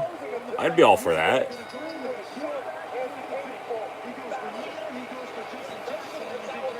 Yeah, Kiritazawa coming out to Kevin Owens. What the fuck? He's going to take the mic out of his hand.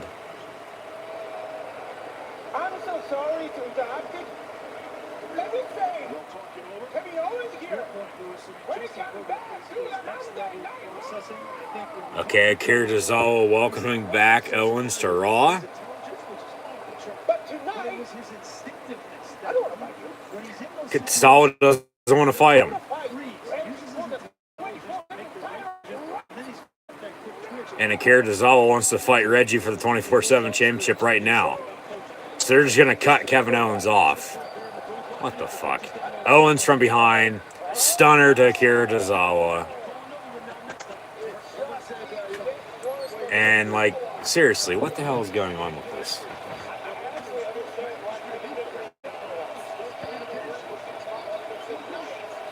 And then Owens, thanks for coming, exits the ring, didn't even say a damn word, and he's going to walk off.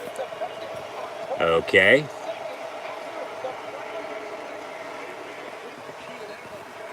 Third down. And pass was complete to Keenan Allen for 5 yards, but now 4th and 3 again, and the Chargers are on to punt again. Back to the WWE draft. Postman Pierce and Sonny DeVille.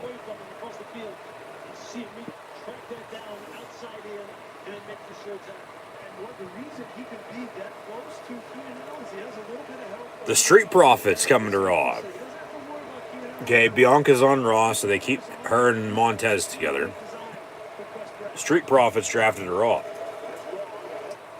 They're in all red already, so they probably knew, even though they didn't. Muffed punt. Goes out of bounds. Raider football, 1st and 10.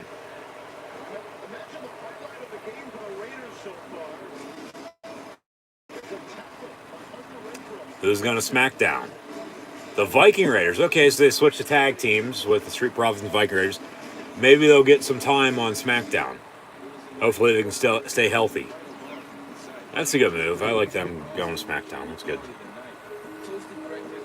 What else?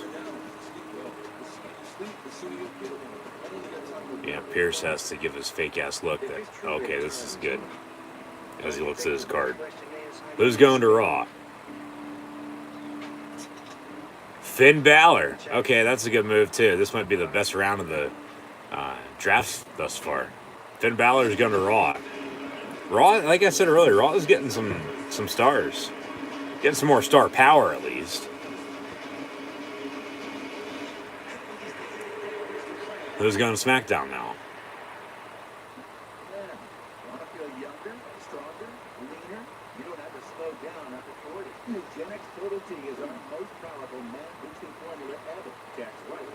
And Ricochet going to SmackDown. Okay, that gives him some life. New fresh start. Good for Ricochet. He's going to go to SmackDown. Hopefully they use him right. Even though Raw and SmackDown, it's all WWE, it's all the same. That's good. Okay. That was actually, yeah. Street Profits, Finn Balor, Viking Raiders, Ricochet, to Raw and SmackDown respectively for all 4.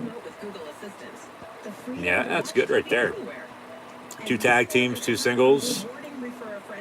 Yeah. And now here comes Nikki Cross, Nikki ASH, Nikki Almost Superhero. I don't know how she is still almost superhero. I think that would run up after about 2 months of doing it, but here we are. So the women's tag team champions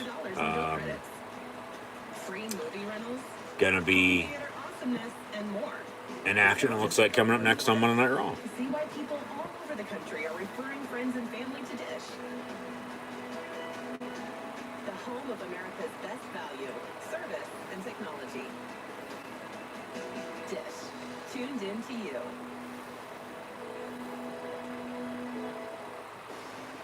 Steve Levy, Brian Greasy, Lewis Riddick, Jesus Saunders, and John Henry.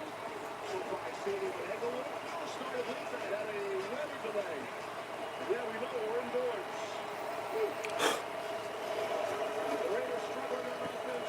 Raiders 5-yard pass complete. That's to Henry Ruggs III for 5. Hey, 4 plus 1 is 5. Add that extra one. They might have given him 6 yards, but it'll be second down and medium nonetheless. Raiders got to get something going on offense. They do. Second and 5 officially from the 20. They're going to go hurry up.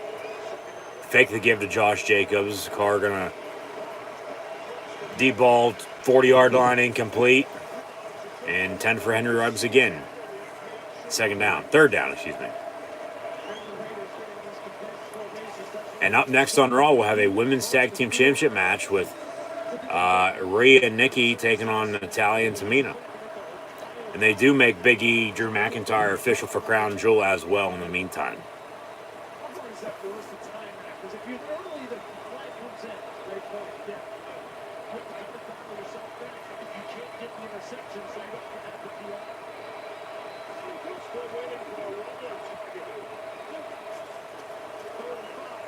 Third and 5, Carr gets rid of it, complete to, well, Steve Livy, you got your wish. There's Darren Waller. First down for the Raiders. We've got a whistle. Maybe a penalty flag, a few players tangled up. Is he wearing, he's not even wearing cleats. He's wearing like tennis shoes. They're playing on turf, I get that much. Now we got a flag. See what dirty laundry is. So last week, Brandon Staley decided against Travis Kelce to use Michael Davis and Derwin James to guard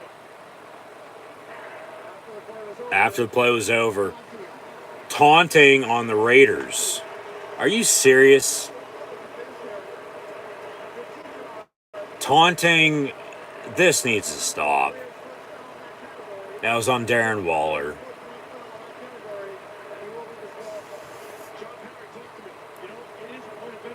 He spiked the football.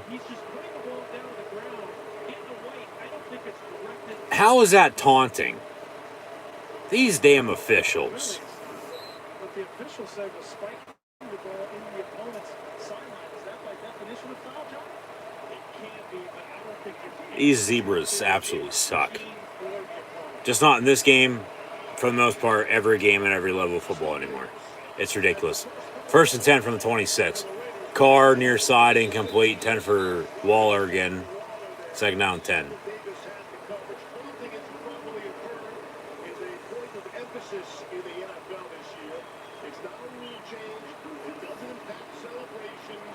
While taunting was still just a 15-yard penalty there, though.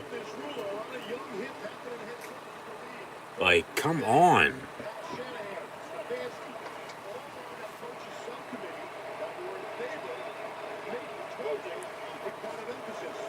From the 26, Carr just has to get rid of it, throws it out of bounds, incomplete. Almost hits Gruden.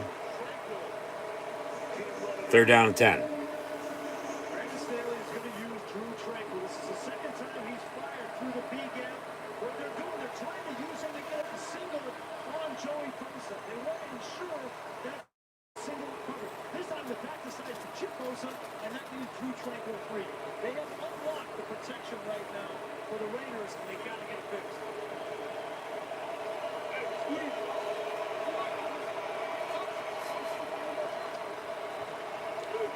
So from the 26, third and 10, slant over the middle, complete to Renfro, but he's not going to get anywhere near the first down. Fourth down, Raiders on to punt again. And we got a low-scoring defensive showdown right now on Monday Night Football with the Raiders and Chargers, with LA leading by 7.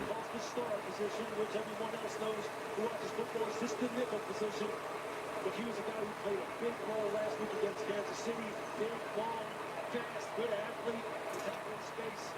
That's what you need to do against Hunter Renfro if you're going to limit his yards after the catch.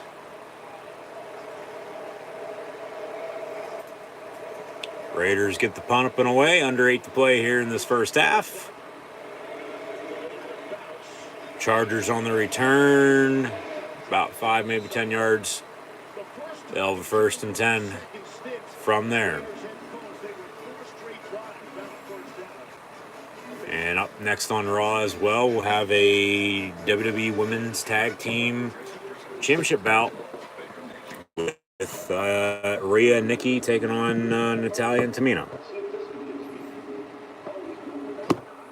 once again, just like a little bit ago, as Arnold Schwarzenegger at one point in time said, "Go Chargers, go!"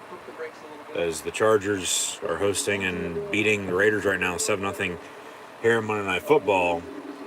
He also said, "I'll be back." So I'll be back.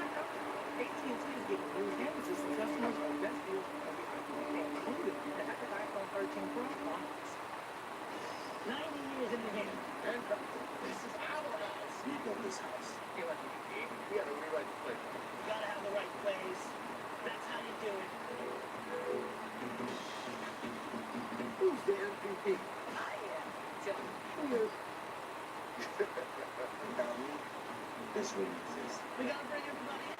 That's how we roll in.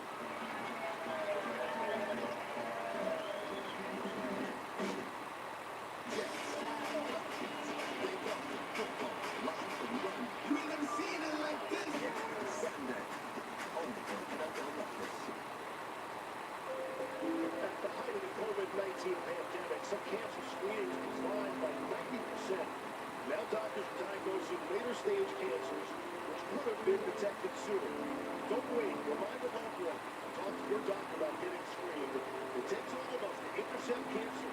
Visit NFL.com/crucial catch. Therefore, within SoFi Stadium here, there's that wall you just saw. It's a signing wall. Fans encouraged to sign for whoever they're fighting for. Good job by the Chargers, providing buses to bring doctors and nurses and local hospitals to the game here at SoFi tonight. On first down and 10, Butler comes up firing, and it's Mike Williams for first down yardage. We talked about the fact that Mike Williams had a 50-50 ball, the contested catches are more like 80-20. But you see him again out here on Barnett. Barnett's got good coverage on him. As a matter of fact, he's grabbing him, pushing him, holding him. And this guy, Mike Williams, is going to win about 80% of those contested balls, whether it be in a short pass race, a deep pass. It's like Bart Malone. You know what they call that? I'm afraid this thing's going to stick right between the 8 and the 1. You have no choice but to catch it. Oh, that was... First and 10 for the Chargers from the 31. Eckler on the give. Stuffed to the line of scrimmage. No gain for him. Flag comes a-flying. Women's Tag Team Championship match continues on Raw. They've been looking for more production out of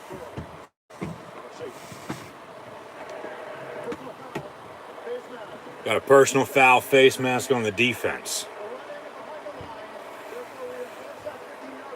And that'll be 15 yards from the end of the run, automatic first down for the Chargers.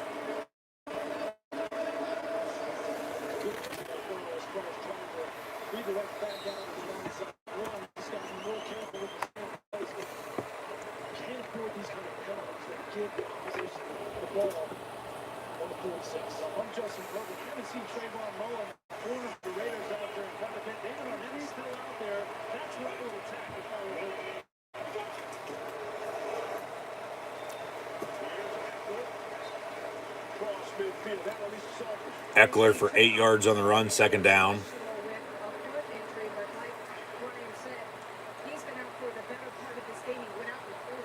And got some injury news, but really it's not going to matter right now because neither team's not really doing a whole lot.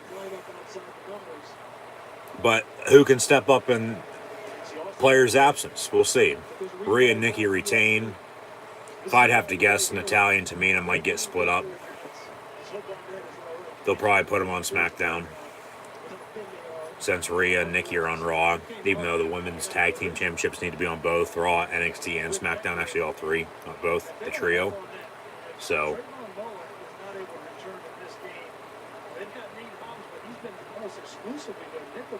at least both with Raw and SmackDown with the new WWE NXT 2.0, of course. So, who knows what they'll do. Flashback to SummerSlam. Bobby Lashley defeating Goldberg. Getting his WWE Championship before Big E cashed in a few weeks later. A few weeks ago now. Now Goldberg in Nashville on Raw tonight. Said last week, as Herbert finds his tight end in number 82, that is Steven Anderson, and a big Charger first down inside the red zone.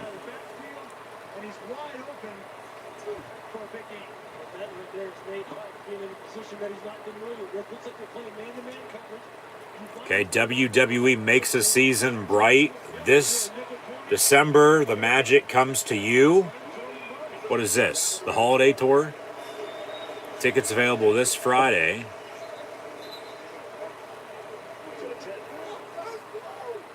Yeah, for more tour dates.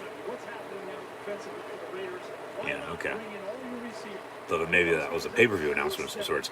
No, but they cut from Goldberg backstage to Pierce and DeVille, and then they went to a commercial. So they didn't even announce any new draft picks yet. I guess we'll get that whenever we return.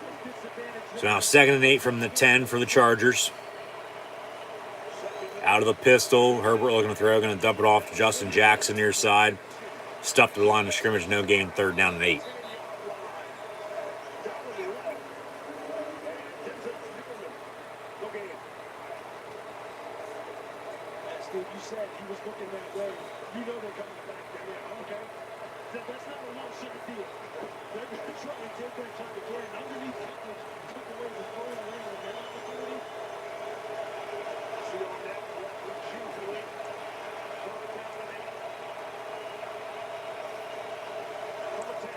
Third and 8 from the 10. Herbert over the middle, caught, touchdown, Chargers. That's to his other tight end and Jared Cook. As the Chargers extend their lead to 13-0. 4:16 to play in this first half.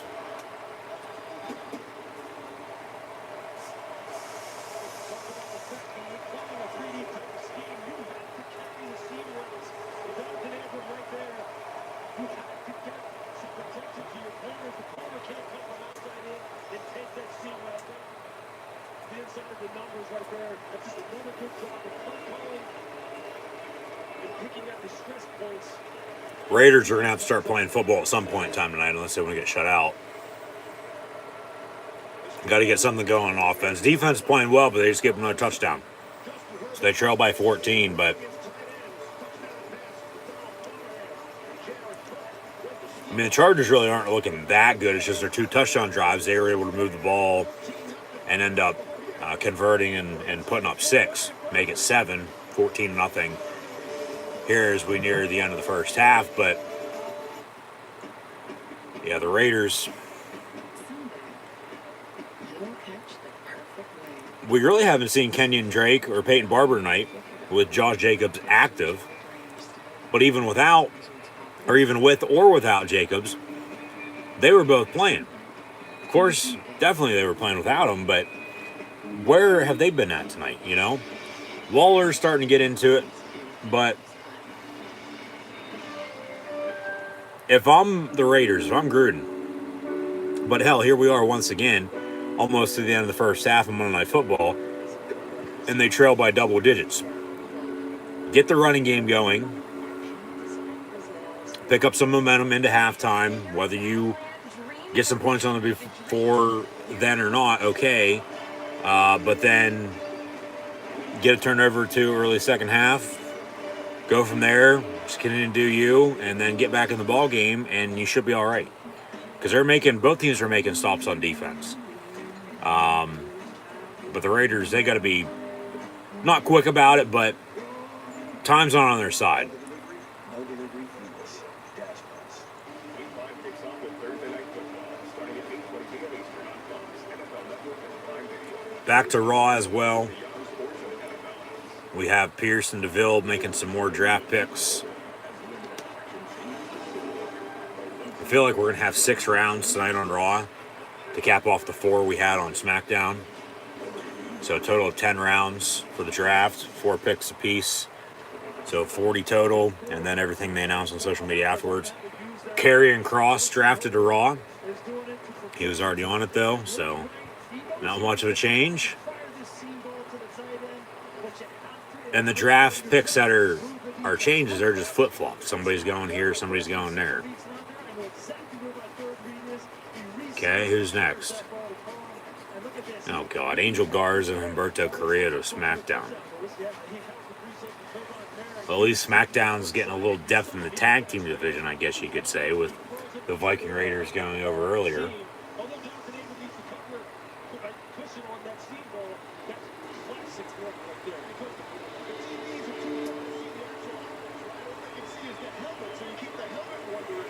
Monday Night Raw, they're going to get Alexa Bliss. She was already there, though. So nothing's changing. Some is, but not a whole lot. Not really. This is pathetic. Got a flag on the field, holding on the Raiders. 10 yards, or half the distance, excuse me, they'll replay the down. The Raiders can't do a damn thing right. Yeah, exactly. Don't panic. You got a lot of time. Cesaro's going to stay on SmackDown. Okay. Yeah, the Raiders, they've trailed in every game so far this year. But even with what I just said, too, it seems like every time they play on Monday night, home or away, and I'm calling the game, they trail nearing halftime, and they somehow get back in and, score some points before the half. And if they don't, they find a way to come back and win in the second half. So, still a lot of football left. They got to find a running game, though, with Jacobs. I get he's banged up, but where the hell is Kenyon Drake and Peyton Barber at? Like, why aren't they playing? Because it goes both ways with, okay, well, you had the weather delay, but the Chargers have been able to drive and score twice on you. And then you've punted every time. You can't even capitalize off of a fake punt that you stopped or a 15-yard horse collar tackle that you also stopped, or that also got in your favor, and then you couldn't do anything afterwards with a good field position. Goldberg on Raw. Be Goldberg and Lashley face-to-face coming up next. Should be a shit show.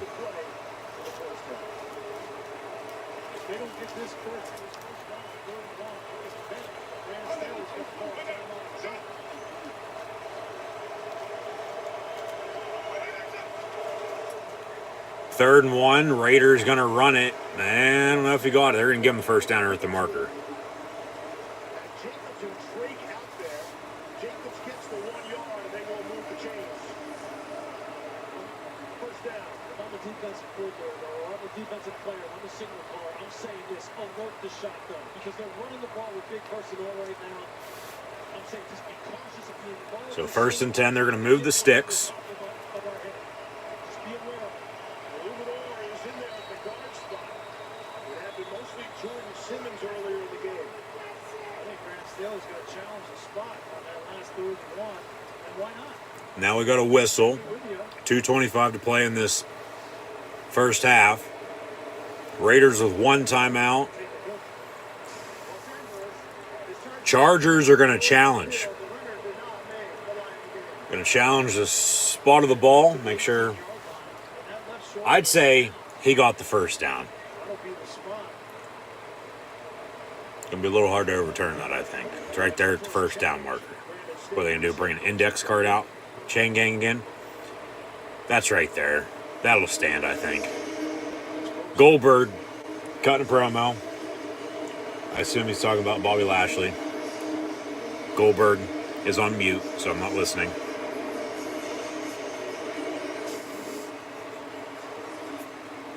talking with Brandon Staley, there's no stone unturned. He has thought through every situation. Just talk to us about what he did last week in Arrowhead, in Kansas City. Everybody wants to talk about the 4th-4, then the 4th-9, and those decisions. And yes, those were brazen.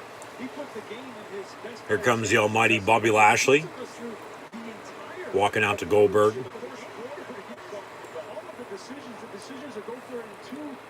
Goldberg saying, come on, get in the ring.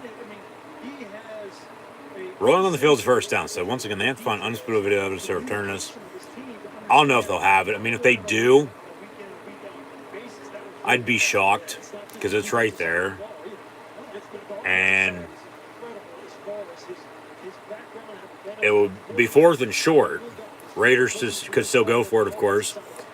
Be smart to punt, but then you're giving the ball back. You're going to give the ball back to him anyway. Just depends on the field position. You don't want to give up that great field position. But then also, the Chargers with 2 timeouts, they could call another one. Or if they lose this, well, still call one and have none, plus 2-minute warning, and try to drive, but you're up 14. I mean, it's not a bad decision to challenge it right here. We'll see what the call is. He's short. It'll be 4th and inches. So the Chargers win their challenge. So the call is, in fact, reversed. Is overturned. It's 4th down, 4th and short. Not going to be charged timeout, but they could still call one if they want to. What the hell? Why did my TV just go out? Why did my TV just go black? Goldberg's literally on his knees begging for a Bobby Lashley match. And yeah, why did my TV just go black on me? Okay. I guess satellite for some reason. I don't know why. There's no weather in the area right now. Satellite just decided to kick out.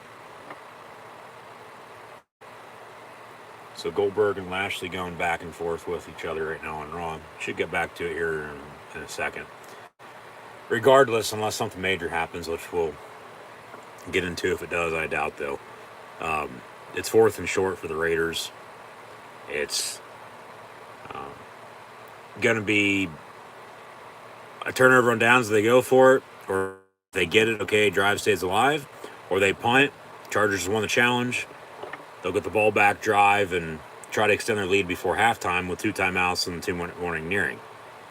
So, I don't know why the satellite just went out, but it did. That's odd. I guess we could turn the volume up so we have some volume on Raw, but I really don't want to listen to Lashley and Goldberg, so I'm not going to turn it up. I'll keep it on mute. So I guess you got to listen to my voice. But once again, thank you for tuning in and listening. As always, I'm your host, Encyclopedia Sports, Corey and Luke 96. Be sure to like, follow, and subscribe on social media. Links in the description below. Thumbs up button. Share. Hashtag NFL, hashtag WWE Raw, hashtag WWE Draft as well. And then hopefully tune in next weekend for more live watch-along reactions as well. Both college football and the NFL. 2 weeks from Thursday, WWE Crown Jewel.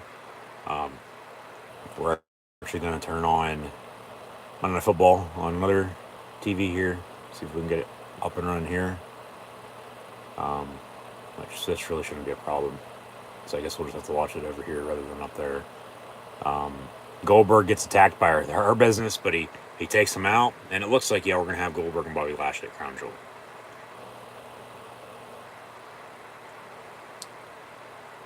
Okay. Raiders, Chargers over here.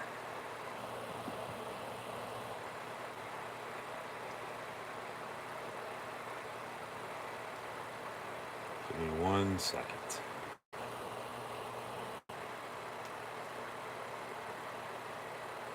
Okay. I don't think we're going to even have to do that because it's going to come back on this in about 1, 2, hopefully 3. Maybe not.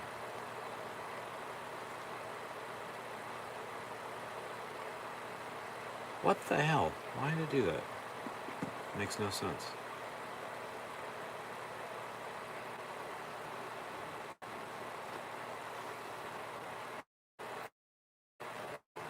Ain't one thing, it's another. This day's been all out of whack for everybody.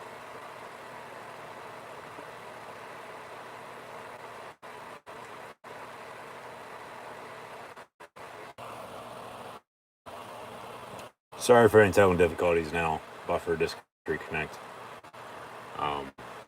There's Seth Rollins arriving. No. Just showing a recap on Raw of everything that's happened tonight, along with everybody who's been drafted. Yeah, this night at least, with the past few hours. Of course, that weather delay. We had this game start late. All the technical difficulties I've had. Raw being not necessarily shitty, but draft just not that good. Okay, now we're back to it. Okay, so we just had a 2-minute warning. All right, minute and a half to play. Chargers driving, third down. So they got 2 timeouts, up 14. So we didn't miss much past almost a minute and a half. But yeah, they won that challenge and ended up making the Raiders punt. And in all that time, took me this long to try to get it up on another TV, but that was being slow too. This day just, like I said, just all I feel like it's been all out of whack for everybody. I don't know what it is about October the 4th, because I know on this day a couple years ago, that was when WWE Friday Night SmackDown debuted on Fox, and then a week later they had the draft, and then last year, past few years, the WWE draft's been mid-October. This year they bumped it up a week, it seemed like. But Crown Jewel's 2 weeks from Thursday. All these draft selections aren't going to, of course, take effect until after that pay-per-view anyway. But now it looks like up next on Raw will be the New Day, who got drafted to SmackDown. They'll be on Raw, though. Guy holding a sign, Xavier Woods for King. I get a shot of that. King of the Ring tournament actually starts this Friday, along with Queen Crown tournament as well. But they'll be in action against the Hurt Business, Cedric and Shelton. Cedric actually lost Top Dollar in a dark match before SmackDown the other night. Videos is mentioned to be published tomorrow right here on the channel. 33 seconds to play in this first half. Timeout Chargers. And yeah, we're behind, of course, because of a weather delay. So I doubt we'll have a sped up halftime or not. It's low scoring though, 14-0. Raiders can't get a damn thing going. Can't run the ball. Can't move the ball 10 yards. Let alone do anything right. At least defense keep them in the game for the time being, but Chargers knocking on the door again. Here they are. Inside the red zone, 2nd and 1 at the 13-yard line. So Herbert, pass complete, touchdown Chargers. Austin Eckler in the end zone for 6. And just before half, here come the Chargers, just putting it on the silver and black on Monday Night Football. 20-0 with 29 seconds to play. We'll have first half stats and scores coming up the half preview next week as well, so stay tuned. But it's definitely not looking good for Vegas right now.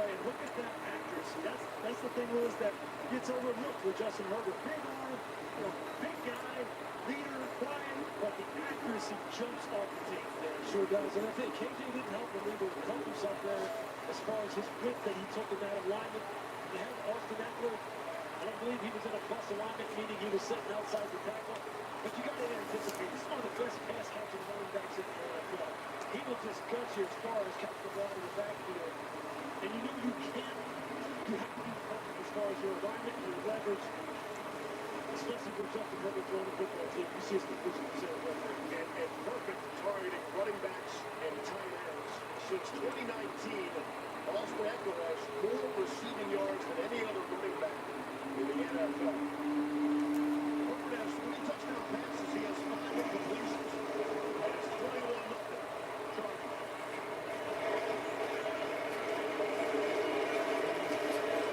Kenny Drake. 24 seconds left in that half. Raiders on the kickoff return as they now trail by 21-0 Chargers as we near halftime. 24 seconds to play. Decent return out past the 30. Be a first down and 10 for the Silver and Black. They got one timeout. See if they do anything or not. They might just take a knee and head on in. No, gonna run a few plays here. First and 10 right at the 30. Out of the guns, Derek Carr.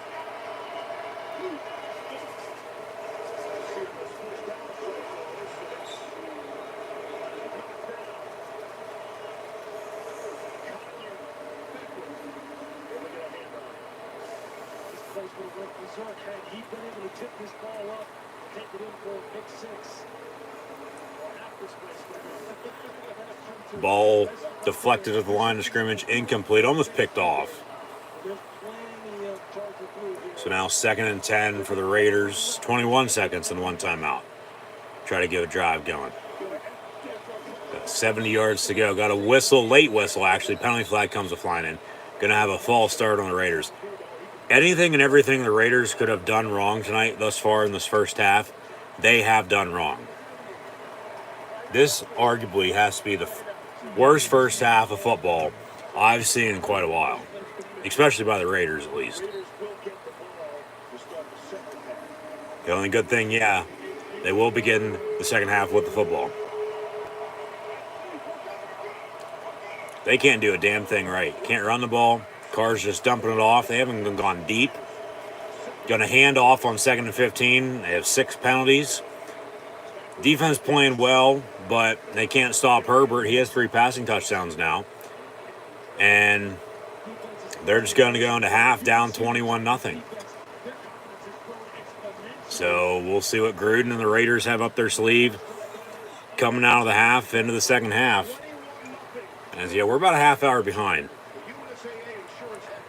About a half hour behind because of that weather delay. But at the half tonight on Monday Night Football, 21-0 Chargers leading the Vegas Raiders. We'll have first half stats and scores momentarily, so stay tuned. We'll also, as we always do, take a look around the rest of the NFL. Preview next week. See how Monday Night Raw wraps up in about half hour, 40 minutes or so, which is a little odd because normally at halftime Monday Night Football, Raw is only about halfway through. They're almost done, but of course we had that half hour weather delay, which still made no sense. But the Raiders have to find something. And even with sparks, they couldn't even capitalize off of those. They stopped a fake punt, and they couldn't drive. So they had to punt again. I believe they punted every single drive. They can't move the ball more than 10, 15 yards downfield, for God's sakes, let alone scoring. And then you had that horse collar foul against the Chargers. They couldn't even get a boost off of that either. Now on Raw, here come the Street Profits who were just drafted over from SmackDown. They're going to come out to the New Day. They actually teamed up an 8-man tag the other night. I don't know if they're going to be working together tonight again or going to be enemies now or what. But we'll see what happens here moving forward. But yeah, this night in general, to say the least, Raw's been iffy. Not a whole lot going on with the drafts. I mean, a few big moves, but nothing major. Everybody's, for the most part, stayed put. Even though they're saying, okay, this person was drafted here, this person was drafted there. Which I understand that, but still. And then also, delay for a football game being played inside, but it was delayed because of a weather delay. Last I checked, the weather was outside the stadium, not inside the stadium, but yet we still had a weather delay for a football game or a sporting event in general that was being played inside for some unknown reason. It made no sense. Chargers on their opening drive scored, and then it was a punt contest for a while, and then the Chargers just took a 14-0 lead, and then scored with 30 seconds to play in the half as well, so they lead 21-0 at halftime here. So, like I said, we'll get to some first half stats and scores momentarily, but once again, just thank you for tuning in and listening. Always greatly appreciated. Be sure to like, follow, and subscribe on social media. Links in the description below.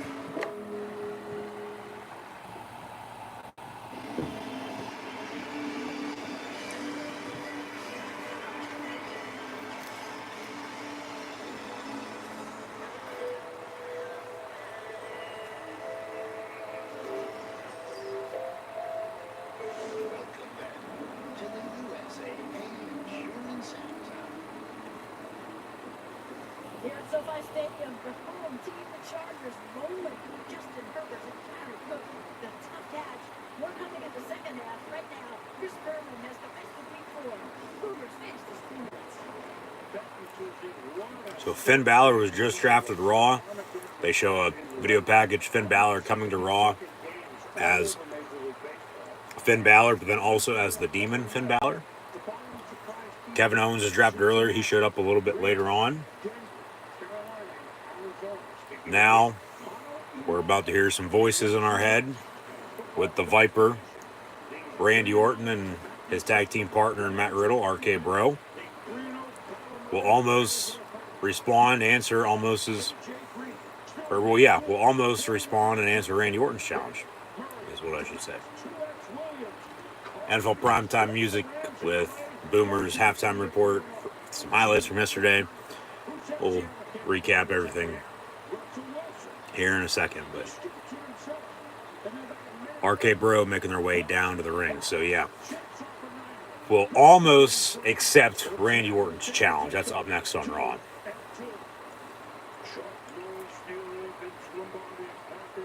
The teams of the 70s and 60s, these teams aren't bad either. They played 11 years ago in Super Bowl 45. Aaron Rodgers over Ben Roethlisberger. Again, same as it was then. Captain 27-17. Undefeated Carolina. But Dak Prescott at Dallas had a lot of plays. Every once in a touchdown. Dak, network touchdown. Sam Darnold. Trevon Diggs, he's got at least one pick in every game. 5-0. They beat Carolina. Undefeated Denver at home against Baltimore. Not the Rocky Mountain Rainbow like the past, but the Red Rocks Rainbow. Lamar Jackson, Marquise Brown, and Ravens are 3-1. Andy Reid turned Philadelphia around with the Zach Sarter, Jeff Lurie, and Philly. Underhand Patrick Mahomes. Overhand Patrick Mahomes. Reid, Chiefs, win. Andy's won 100 with 2 franchises, the only coach ever to do it. How about the Buffalo Bills? Josh Allen, Dawson, hard knocks. Bills circle the wagons, 118 points the last 3 weeks. Second shot of the season over Houston. Cleveland allows single digits. Browns 2 wins. Greedy Williams, what a great name for a defensive back. Cleveland wins in Minnesota 14-7, 3-1. Indy gets off the schneid. Carson Wentz, Milwaukee Cubs.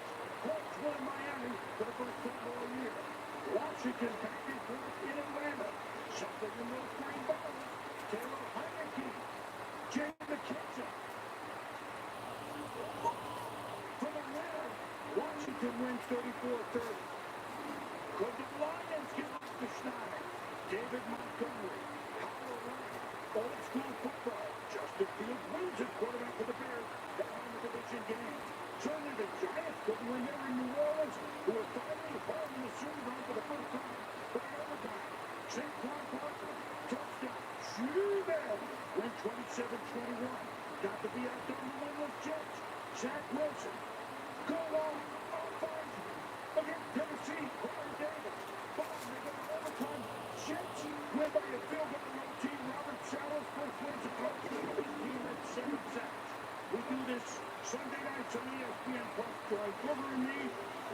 7:30, but we'll have a Monday, Tuesday, Wednesday. Choose. Boom, the fuel here. The Superchargers. What the heck? Lost the network. Right on the ground and through the air. What a mismatch there. 21-0 Chargers. Third quarter. Say hey, and official insurance sponsor of NFL. Thank you for watching the USA's Insurance Halftime. Every once in a while, my heart can feel a little off. And even doesn't, I like to feel good about my heart health. That's why I have Cardio Mobile. Cardio Mobile is the only smart device in the world that is FDA cleared to detect the 3 most common heart conditions in just 30 seconds. Having one in your pocket not only gives you peace of mind, the doctor will thank you. Cardio Mobile is proven to detect atrial fibrillation, one of the leading causes of stroke. It also detects bradycardia, tachycardia, and tells you when your heart rate is low. And it's available now for only $84. You can use Cardio Mobile anywhere. It lets you put your health in your own hands. I didn't think anyone would be happier about that kind of independence than me, but my doctor is over the moon. Thank you. Feel good about your heart health with Cardio Mobile. Order yours today for just $84 at cardiomobile.com or Amazon with free shipping. That's just $84 for a limited time. This offer won't last. And the moment Proactive started working, I felt really empowered. I felt like I could take on the world. Get that clear skin feeling with our free skincare systems. Proactive's got clinically proven ingredients to clear skin, and they're dermatologist tested to be gentle. Proactive Solution, our original system for most skin types. Proactive Plus is gentle enough for sensitive skin, and there's Proactive MD for that stubborn acne. Subscribe today, risk-free at Proactive.com, and get this free charcoal brush. Subscribe today, risk-free at Proactive.com, and get this free charcoal brush. We're all for hockey. Not for the fame or the hype. We're in hockey for the fans and Vegas, waiting for the desert to freeze up. And you want to tell that the lightning strikes twice. Hockey's for the Cowboys and the faithful. It's for every Yankee in Seattle. And it's for us, because we must stand. We're fans too. The NHL on ESPN and ESPN Plus. Introducing the Best Buzz Guarantee. Our promise to deliver the food you love on time and give you the lowest price. Or you get $5 back for next order. Get on the line. Oh, a fumble. Coach brings in his MVP. Randy Orton just called Almost a bitch. Will Almost accept Orton's challenge on Raw this evening, and now here comes the phenomenal AJ Styles with Almost by his side at halftime of NFL Monday Night Football this evening as well. The Go Chargers Go at home in their home stadium, SoFi Stadium in Inglewood, California. That once again has a roof on it that is a dome, but for some reason, with it, yes, raining outside, we had a weather delay to kick off this game. About a half hour, 40-minute weather delay, so that's why we're just now at halftime, a little bit behind. But this game is still moving along. Slow start by the Raiders. Very slow start by the Raiders. They have not been able to do hardly anything right whatsoever. Derek Carr's only 7 of 13 for 52 yards passing. Been sacked twice as well. Josh Jacobs has 8 carries for 19 yards. Kenyon Drake 1 for 2. Where the hell is Peyton Barber at? And then Vegas receiving for the Silver and Black. Darren Waller's 1 of 21. Hunter Renfrow 2 of 19. Hell, he made a big stop on that fake punt by the Chargers and got the Raiders football back, but they couldn't even capitalize off of that. Henry Ruggs 2 of 9. Josh Jacobs also has 2 catches for 3 yards. Who's the home team? Well, technically the Chargers are, but the Raiders have played in LA before, but when they were playing in LA, they were still practicing in Oakland, of course, back in the 80s and 90s. regardless of where the Raiders are located at, owned by the Davis family. The Raiders, whether they're in Oakland, LA, back in Oakland, or in Vegas, are still the silver and black Raiders. Plain and simple. End of story. But tonight, as it's split 50-50 crowd-wise, the Chargers, they have 3 passing touchdown drives. Justin Herbert has 3 touchdowns. 1 to Jared Cook, 1 to Justin Jackson, and 1 to Darnold Farmer Jr., who got LA on the board early, 7-0 on their opening 7-minute touchdown drive. After that, even with a few miscues, the Raiders couldn't capitalize, and we sit at 21-0. 21-0 is your halftime score, Chargers leading the Raiders. It turned into a punt contest, it seemed like.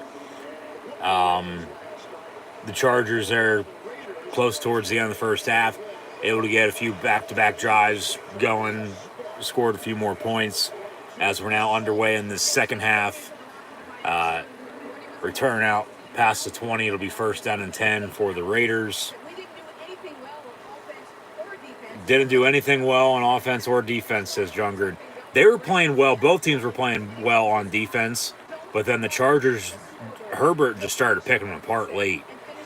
And now they're up 21. And, yeah, so offense, defense, special teams, Raiders aren't doing anything right.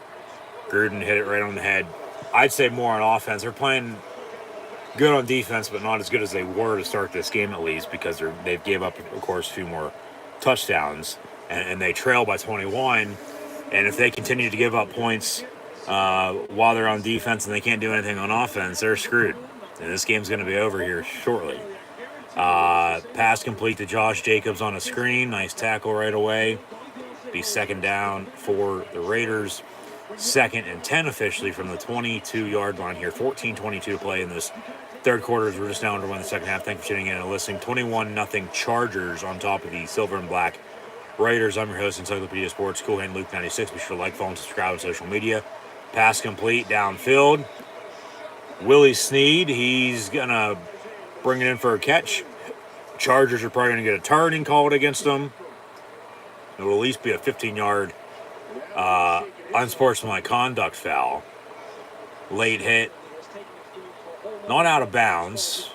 It was a nice tackle. I mean, there's nothing really you can do there. You got to tackle him. Yeah, it would just be a personal foul.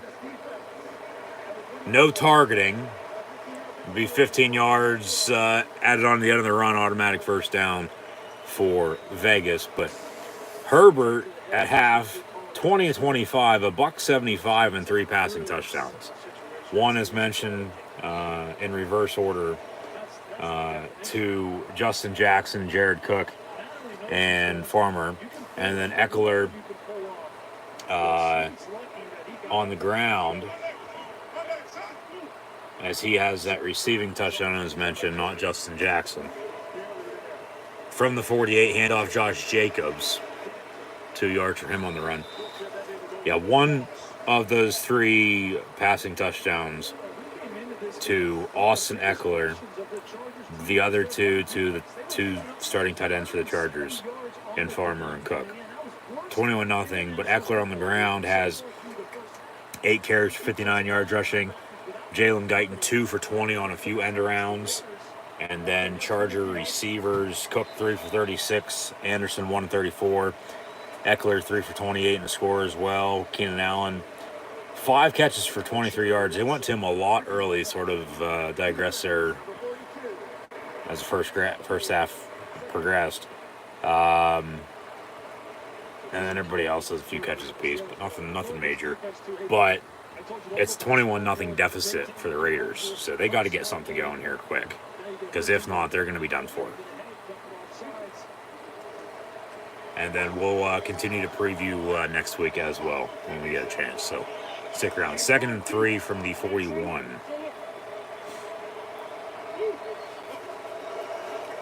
And Carr dropping back, looking to throw, going to roll out, dump it off. Darren Waller, first down, Raiders.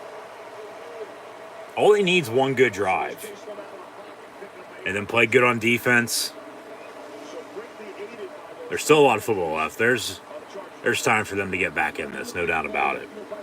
They just got to get a good drive going, got to score some points. Got to move the ball more than they did in the first half, because like I said, they couldn't even move more than 10, 15 yards at a time. Per drive, it was punt every time. Now 1st and 10 for the Raiders from the 33. Hand off to Jacobs again. Get this running game going too. Will help out a lot. 11 yards on the run up the middle. 1st down. Back on WWE Monday Night Raw as well with the WWE Draft. I believe this is the final round, if I'm not mistaken, with the main event still to come with Bianca Belair and Charlotte Flair. Hell, Bianca was in the main event on Friday Night SmackDown the other night with Sasha Banks. And that triple threat for the SmackDown Women's Championship is still going to be on the line at Crown Jewel 2 weeks from Thursday. And Carmella going to go to Monday Night Raw. 1st and 10. And Jacobs up the middle for about another yard or so. A little slow to get up, but he's been banged up all season. Playing tonight, he's active. Played week 1, had a few touchdowns on Monday night against the Ravens. Did not play against the Steelers or Dolphins, though. Raiders are 3-0. First time since 0-2. Trailing on the road, though, tonight against the Chargers, 21-0 here, early 3rd quarter. 2nd and 9 officially. Empty set, 5 wide. And Carr near side, going to be caught by Renfro. He somehow stays the hell in bounds. Gets the 1st down. Ridge Holland getting called up from NXT, going to go to Friday Night SmackDown. That's big. He could have easily gone out of bounds there. He's back to the defense. He's fighting for extra yardage, trying to get a 1st down. Knows he's going to get hit, but sacrifices his body for the team. That is one heck of a... And, okay, Gable Steveson, who is still in college, has been drafted to Raw. Of course, he just won an Olympic gold medal for the U.S. He's been drafted to Raw. Sami Zayn's going to SmackDown, so they split up him and Owens. Even though technically they really haven't been together, but Sami's going to stay on SmackDown. I don't know why they draft Gable Steveson, because he's not going to be coming into Raw anytime soon. And then when they do bring him in, and just say, okay, this is who he is, blah, blah, blah, blah, blah, if they're even going to say all that, just have him come in as a dominant force. People are going to forget by that point in time anyway. Okay, they do the typical draft video with him celebrating home with his family, him getting drafted. Come on, are you really? He already signed with the company. He's either going to go to NXT, Raw, or SmackDown. He's got an NLL with the WWE. So, yeah. That was just a little odd. I wasn't expecting to give him Stevenson. But it looks like it's going to be pretty even for the most part. Raw might have a few more superstars. Like actual superstars, not depth-wise, not numbers. Of course, they're definitely going to have more because they're a 3-hour show compared to a 2-hour SmackDown. But, no, I'm saying like star power, like more caliber, more strength, even though Reigns isn't going to be holding down the fort on SmackDown as it is to begin with. Raw might have just fixed their troubles. However, the main thing that needs to change, or needs to get better at least, is the booking. It's the creative. If they can work that out, I think they'll be all right. So, main event to begin here shortly. Bianca Belair and Charlotte Flair, and then we'll continue on with Monday Night Football as well. But once again, thank you for tuning in and listening. We'll once again here recap this week, preview next week as well in the NFL. Just be sure to subscribe. Hit that red subscribe button, notification bell next to it as well if you haven't done so already. Women's Ontario coverage is SoFi Stadium going to host the Super Bowl. Hopefully there's no weather delay during the Super Bowl next year. And had a delay like that since the lights went out in New Orleans after halftime with Beyonce as the Ravens defeated the 49ers in Super Bowl 47. First and 10, though, for the Raiders at the 13. 10:25 to play in the third. Carr out of the gun looking to throw. Gonna avoid the sack and then goes down. And Kyler Fackrell brings him down for a loss. And that's a sack. Second down.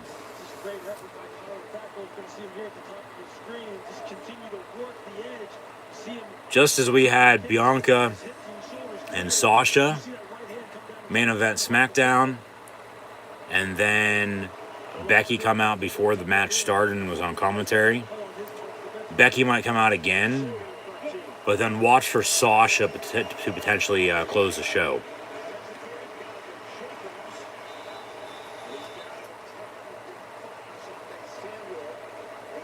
As they actually show some highlights from SmackDown the other night.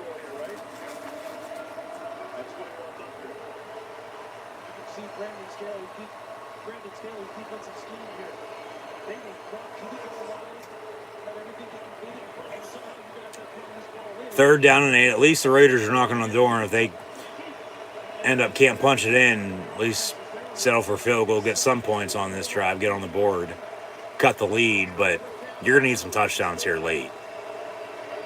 Field goals ain't going to cut it. Carr caught, touchdown Raiders. Renfro in the end zone for 6. Raiders aren't going away easy. Here comes the man, Becky Lynch. So she comes out once again right before this main event match starts. So like I said, keep an eye out for Sasha Banks to close the show out with an attack, just like Charlotte did on Friday Night SmackDown. But a slant over the middle.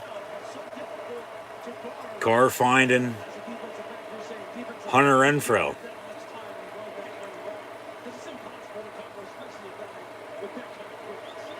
And Fresno State to Clemson connects. The Auburn Daniel Carlson extra point up and good. And the Raiders, they cut it to 14. They were down 14-0 and then 21-0. But it's now 21-7, 9:01 to play in this third quarter. Not going away easy just yet. Game's not over till it's over. Derek Carr now 13-19 with that passing touchdown. Renfro 4 catches, 37 yards in the score as well. As Carr, as mentioned, 13-19, 98 passing yards and a touchdown. They still got to find a running game.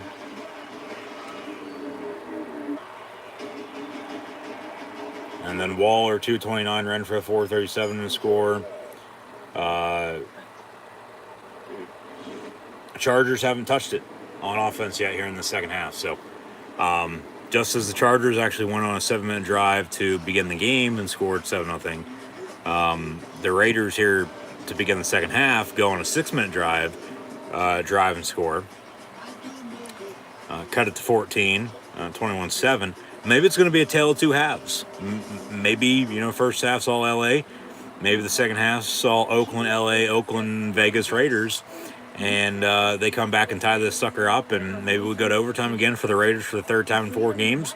Or maybe one of these two teams finds a way to win it at the end of regulation. As we've seen, at least primetime games come down to the wire. Of course, few overtime games, few potential game-winning kicks at the end of regulation as well. But the second half looks like it's going to be getting good, as we'll go about a half hour, 45 minutes extra longer here tonight due to that weather delay to begin the game. As even we were playing inside, there were some reason with the lightning strike for the Bolts, a weather delay for a football game once again inside. I know it doesn't make any sense, but that's what happened. And yeah, hopefully that never happens again for anything. Inside, outside, whatever. But that's where we set it right now. 21-7, so we're back to the action. Next commercial break, I promise. Or at least by the end of the night, we will, in fact, get to recapping this week in the NFL along with previewing next week as well. So Be sure to like, follow, and subscribe. And once again, thanks for tuning in and listening. Links in the description below if you tune back in next weekend as well for more college football in the NFL. Live right here on YouTube for more live watch along reactions.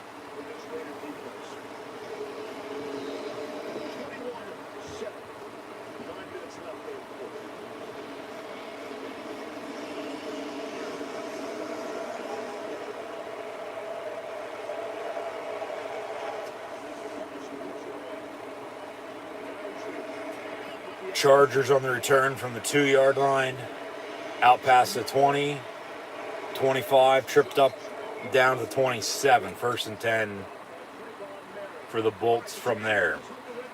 Yeah, so this is called the China run, and he ran it week 1 against the Baltimore Ravens. Then he comes back last week. Look at that. He does the same thing with Xavier Howard. To top of move, they think he's going outside, he's going back inside. Now, there's no proprietary information in the NFL, so good for Bob. Everybody's talking about that route he ran, and this is Hunter Renfro on that last drive, but they were practicing against each other in the preseason. Main event on Raw about to kick off.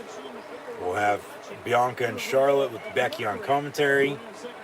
Keep an eye out for Sasha because it was Bianca and Sasha in the main event with Becky on commentary. And then Charlotte closed out the show with an attack, so keep an eye out for Sasha. Close out the show with an attack as well.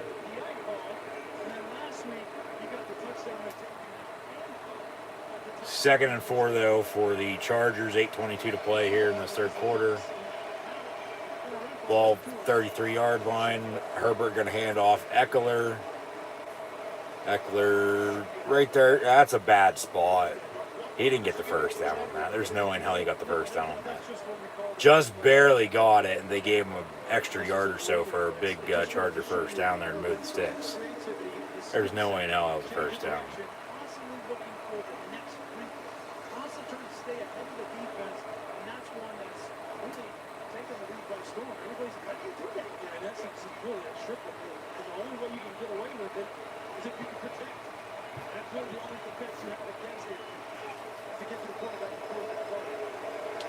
First and 10 for the Bolts. Herbert going to go deep, and it's going to be incomplete at 35 and 10 for Keenan Allen. 2nd down. They had Keenan Allen on the deep crosser. They had him isolated on a linebacker. You see here, Denzel Perriman doesn't get enough depth. That's a good play call by Joe Lombardi. Javon Merritt doesn't get there soon enough. That doesn't give Perriman some credit. That ball's on him.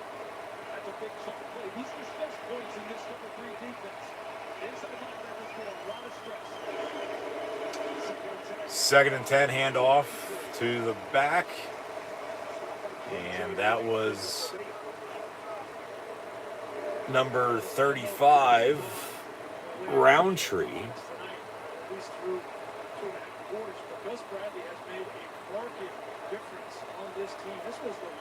Third down and 2.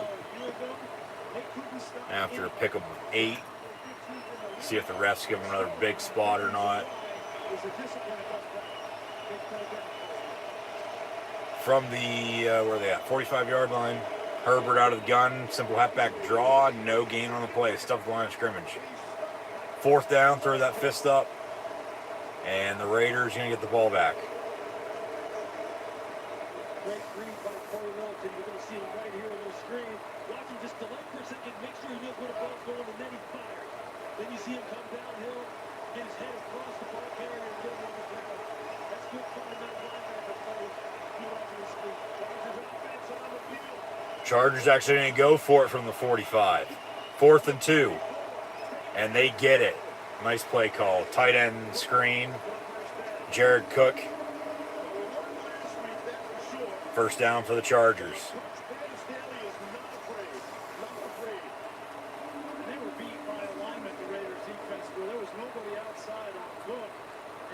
Hit him in the flat and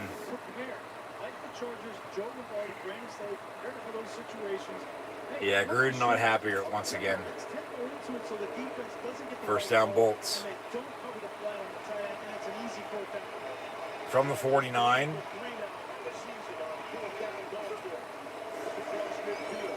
Herbert going to fake the give, roll out, and then end up throwing it away incomplete. Charlotte and Bianca working on the ring apron. Going to go for a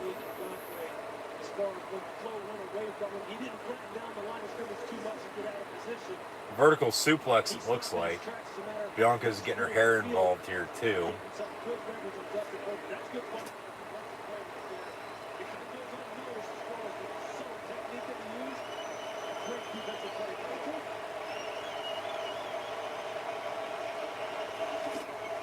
And now 2nd and 10, ball going to be batted down the line of scrimmage. Raiders are making stops on defense again, just as they were earlier in this game, but nice bat down there, but they can't get off the field. They keep up giving a big 3rd down play, or, you know, that 4th down just a couple plays ago.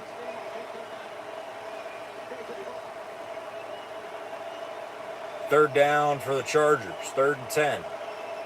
They're at home. It sounds like they're on the road, but then Herbert's going to go down on the sack. And so now the Chargers will definitely have to punt. They won't be going for it here. Raiders are going to get the football back. And like I said, maybe it's going to be a tale of two halves. Can't do a damn thing right. Can't get anything going in the first half, but last I checked, it's still a 60-minute game.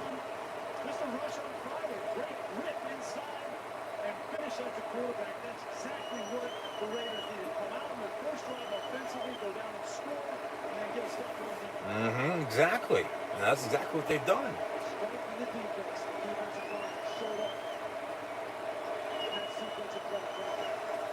Almost blocked the punt again. They're going to get one of those tonight. Maybe that's how this game will come down to, and special teams will play a factor.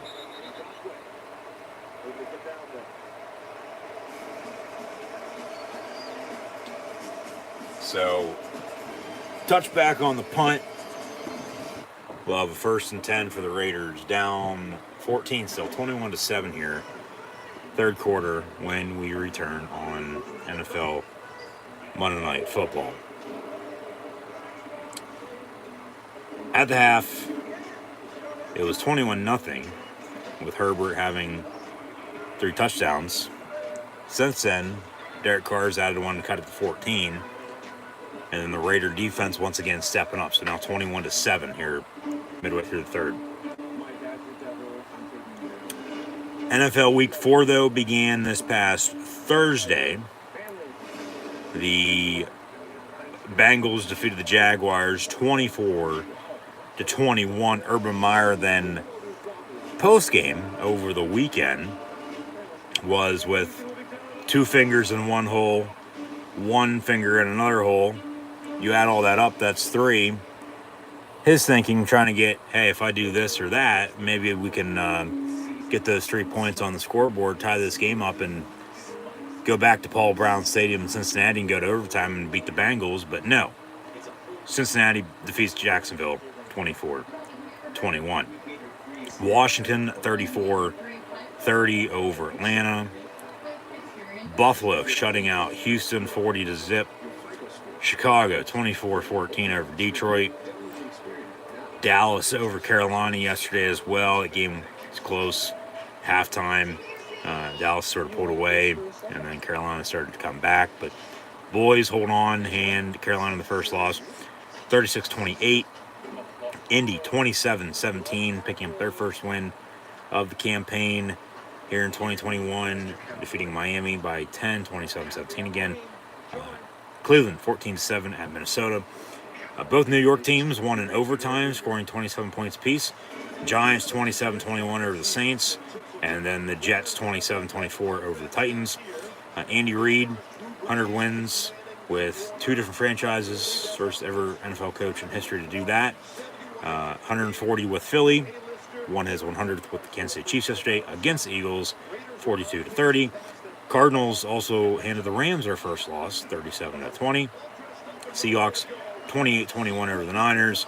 Ravens 23-7 over the Denver Broncos as well. Green Bay defeated Pittsburgh by the same score as what was Indy and Miami 27-17. And then last night on Sunday Night Football, in Tom Brady's return to Foxborough, the Tampa Bay Buccaneers defeated Bill Belichick and the Patriots by a score of 19-17. Thank you, everybody who tuned in yesterday and listened to watch my live watch-along, audio-only live watch-along reactions live here on YouTube of the Steelers and Packers, along with the Buccaneers and Patriots.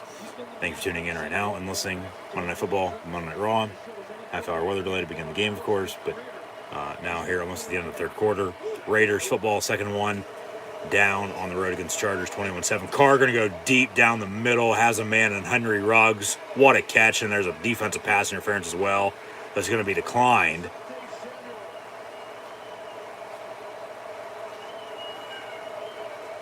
Actually,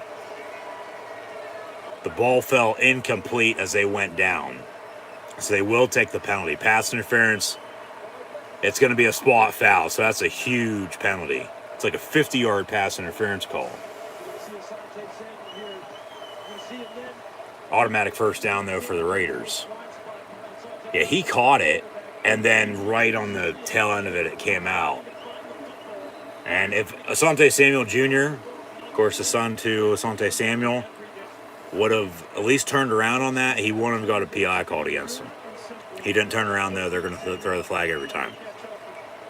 1st and 10 for the Raiders. Ball at the 27 now. Yeah, so about a 50, 55-yard penalty.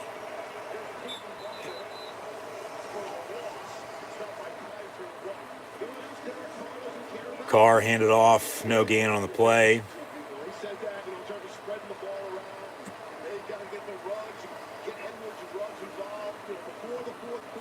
But as I was saying, thank you for tuning in and listening. Hopefully tune in next week as well for more live watch-along reactions live here on YouTube. College football on Saturday, NFL next Sunday. Some pro wrestling in the near future as well, so just be sure to subscribe. Austin 3:16 to play in this second and 10 for the Silver and Black. Carr stepping up down the middle, caught by Waller at the 10, 1st and goal for the Raiders. They're coming back. They are storming back in the second half.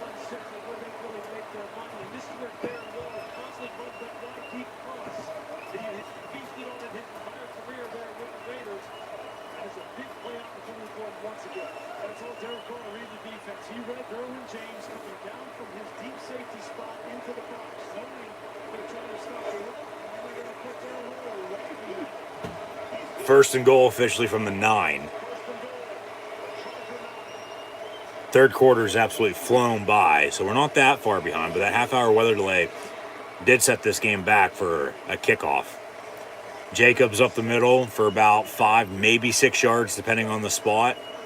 Be second and goal from inside the 5-yard line for the Raiders.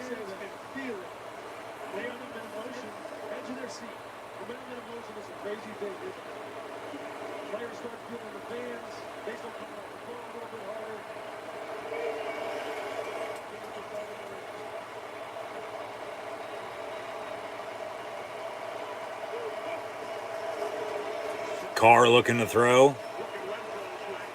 Just going to have to throw it away. Incomplete. They might throw intentional grounding on that. There was nobody there, but I don't know how you can throw an intentional grounding when he threw it deep out of bounds, back of the end zone. Regardless if there's anybody there or not. Incomplete, no flag, 3rd and goal. It looked like the ref was going to pull for his flag, but they didn't.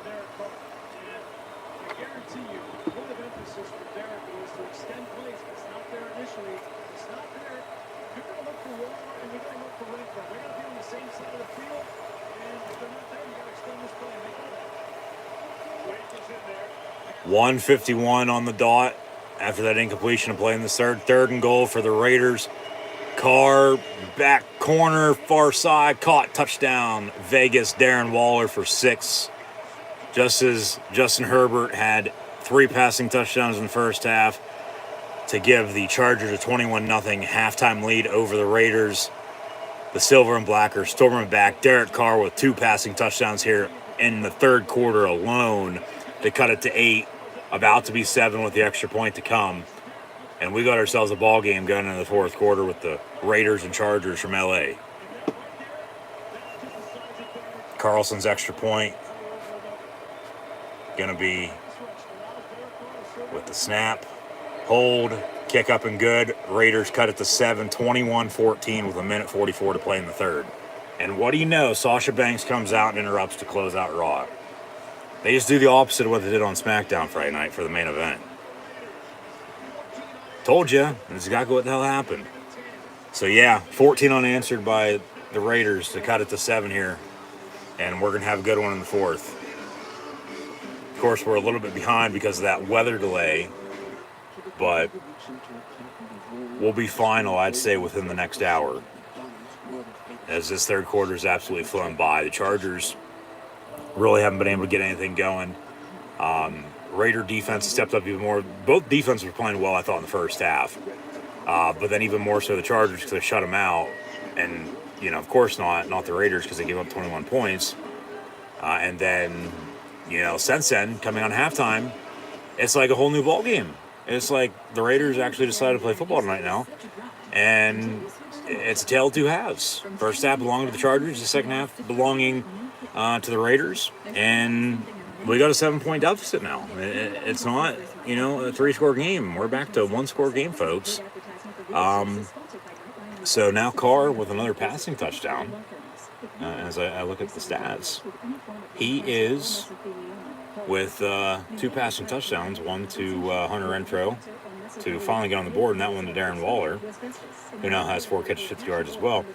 Carr's, you know, even with his 3 sacks, I mean, both quarterbacks have been sacked a few times, so both O-lines need to protect a little bit better.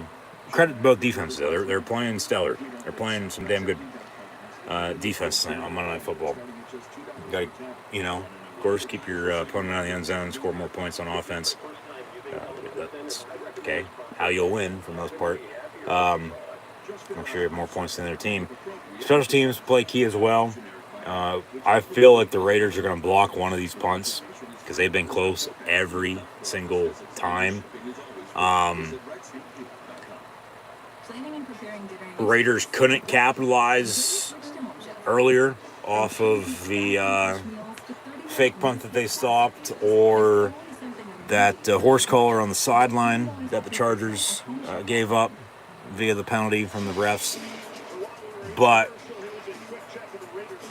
since then, old Chucky John Gruden as ESPN with the graphics telling us this is what they were doing on the sideline, dancing out on the dance floor like Urban Meyer. But no, all jokes aside, we're going to have a good fourth quarter hopefully here.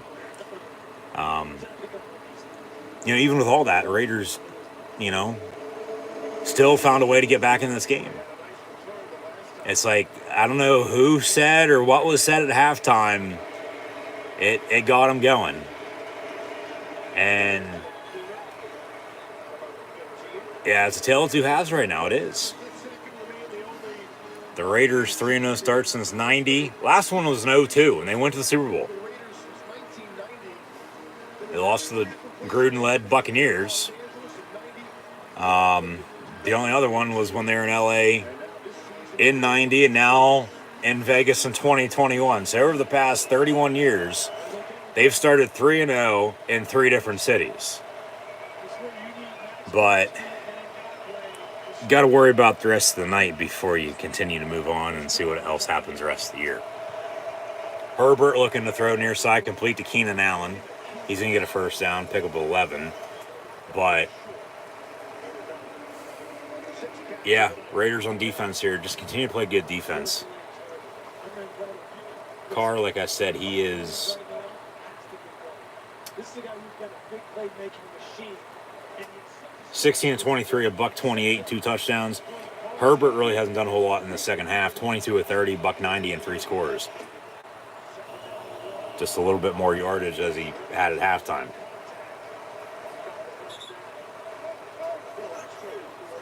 Yeah, if I'm the Chargers, I'm running this football, trying to work this clock. You got to lead. You would think that Joe Lombardi would get into 11 personnel, three wide receivers, 1 tight end, to force the Raiders to play their nickel defense. Yeah, it's true. So he's Here under 30 seconds to play in the third. Under center's Herbert, gonna run a flea flicker. Herbert gonna go deep, and nobody there. Incomplete, 2nd and 10. A little miscommunication between Herbert and Allen as KA just quit running, and Herbert just lucky there wasn't a defender deep who could have picked him off there.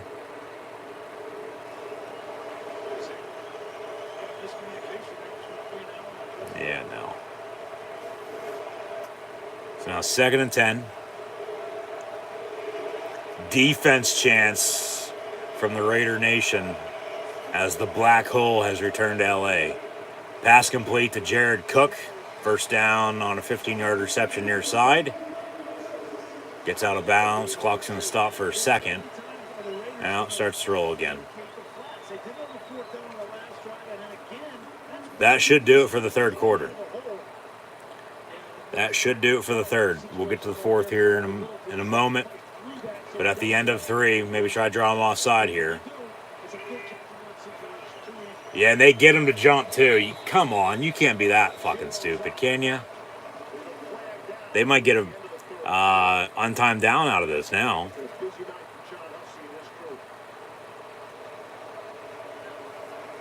You can't jump off sides like that, knowing they're going to try to draw you off. Especially at the end of the quarter. It's just stupid. You shoot yourselves in the foot.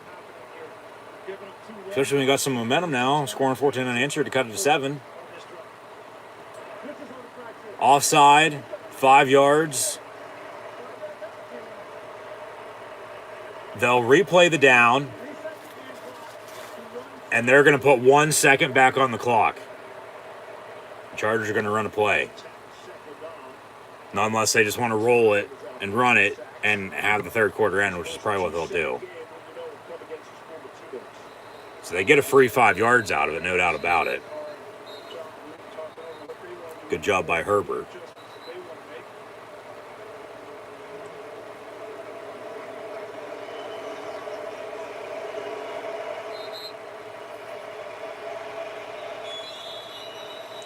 And so they run the clock then. End of the third quarter. Chargers lead the Raiders 21-14. Raiders on offense just got to do what they did there on their 2 touchdown drives because they play good defense, get the ball back, maybe rely on your special teams. I feel like I said, if they force another Charger punt, which I feel like we'll have a few more of those by this end of the game anyway, I feel like they're going to end up blocking one because they've come damn near close to blocking a few of them already tonight. Chargers, you have a lead at home, sort of able to run the football a little bit better than the Raiders are. Run the ball, run this clock. Of course, get a good drive going, open up the play action, try to draw them off sides a little bit more like you just did there. Just don't turn it over. Don't do anything stupid on your end either. And if you score, you score. Field goal, if you got to settle, okay, that's fine. You go up 10. And then the Raiders, even with both teams having 3 timeouts, got to continue to play well to get back in this game because they're still down by 7 right now. So, not over until it's over. Still got a lot of football left. We still got a full fourth quarter to play here once we return. So once again, thank you for tuning in and listening. I'm your host, Encyclopedia Sports, Cool Hand Luke 96. Be sure to like, follow, and subscribe on social media. Links in the description below. Hit the thumbs up button. Share hashtag NFL, hashtag Raiders, hashtag Chargers. Chat questions and comments, super chats, super stickers. Always greatly appreciate it as well. And thank you for tuning in and listening, watching my live watch-along reactions of NFL Monday Night Football and WWE Monday Night Raw. Just wrapped up as well. We'll get to the full WWE draft results in a moment, but we still got to continue to recap and preview NFL Week 4 and Week 5, as we'll now be on to the preview part with the conclusion from the Thursday night matchup with the Jaguars and Bengals, in which Cincinnati won by 3, and then all the games from yesterday, including Sunday Night Football, Buccaneers defeating the Patriots 19-17, and Tom Brady's return to Foxborough. And then now tonight, of course, Monday Night Football beginning in the fourth quarter, as the Raiders were shut out, 21-0 at halftime. They've cut it to 7 here, the end of 3, 21-14 is your score, 15 minutes of football to be played. This is even after half-hour, 40-minute weather delay for a football game being played indoors, which, yes, that does not make any sense, but that's exactly what happened.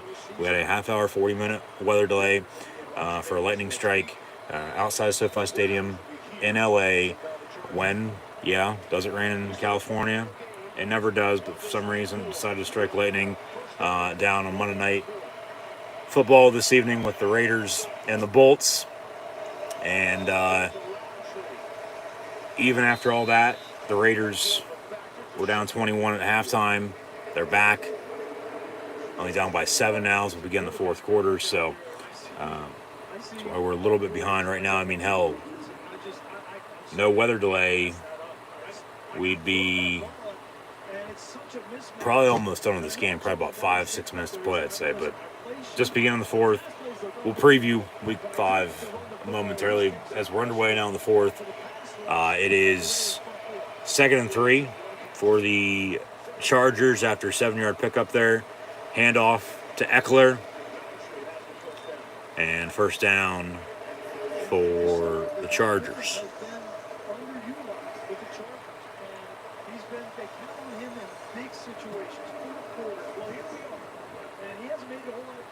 This is the time to talk.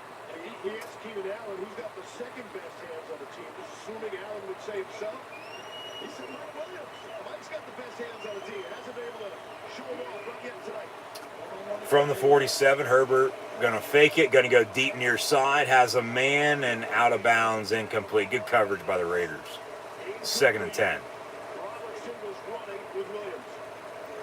Exactly what we were thinking. And just a little bit of pressure. Herbert forced an inaccurate throw. This ball has to be. Yeah, just a little too much by Herbert.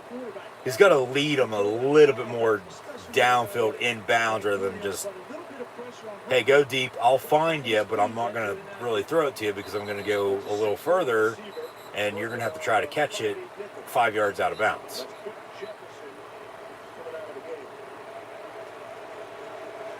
Williams 4 targets tonight, just the 1 catch for 11 yards. Credit the Raiders defense. Credit the pass rush. Making it uncomfortable. But Justin really get to him as far as these shot goes down the field to go the ball with accuracy. 2nd down and 5 from the 48. And Herbert gets pressure, dumps it off on a screen. A little too high. Intended for Eckler, incomplete. And that was Carl Nassib unblocked coming off of the edge. And draws the pressure and forces the incompletion. Carl Nassib, of course, the first openly gay NFL player on an active roster in NFL history. The walk-on at Penn State, who has played for the Browns, Buccaneers, and now in the silver and black. Draws a 3rd down for the Chargers. Herbert over the middle, almost picked off the first down marker. Batted down, incomplete. Flag on the field. So 4th down, pending the penalty. Got a hold on the Chargers. Penalties declined. 4th down, Chargers to punt. Watch for a blocked punt here. Watch for a blocked punt, believe me. They've almost got to him every single time.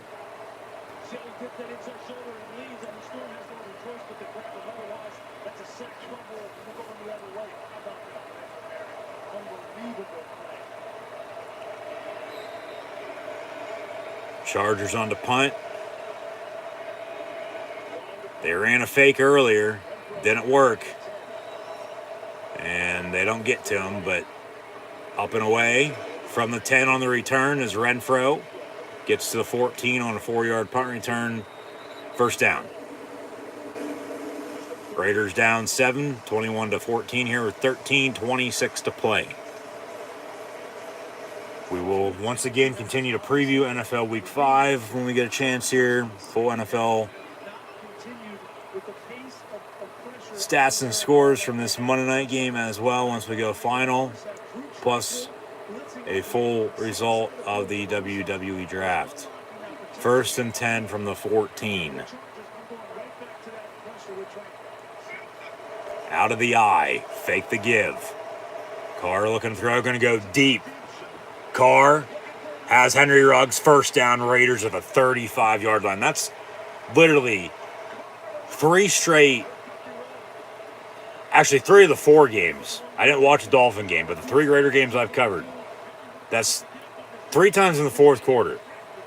3 straight times for myself watching them, at least. I'll say that. There's been a deep shot in the fourth quarter. Carr finds, well, week 1, it was Zay Jones for the win in overtime. Past 2 games, it's been Henry Ruggs. 51 yards. First and 10 from the 35 out of the gun. 2 weeks ago, it was a 65-yard touchdown reception against the Steelers. Speak of Zay Jones, end around pass to him complete for about 4, maybe 5 yards. Second down for the Raiders.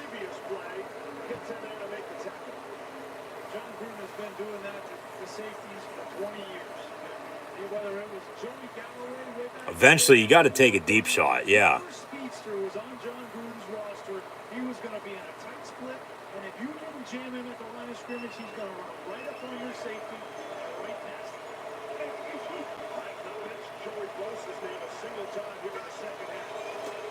Handoff. Raiders going to try to get this running game going now, too. About a yard or so for Jacobs. Be third down. You got to build off of that big play.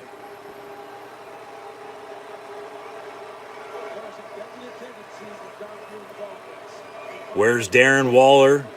Where's Brian Edwards at when you need him? Maybe even go back to Renfro. Hell, you could run you got a trips and a bunch near side. Got to have a timeout, though, by, who called that? The Raiders. Timeout, Vegas. They'll have 2 left with 11:23 to play. So 1-1, 2-3. 3rd and 3 to come.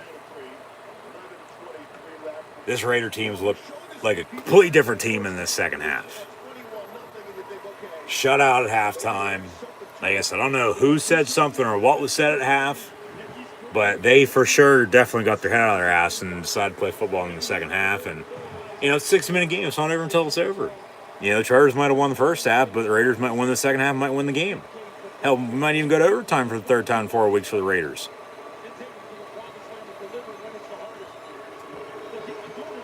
Trying to get the 4-0. You have to come from behind to do it, though. 3rd and 3 after the timeout.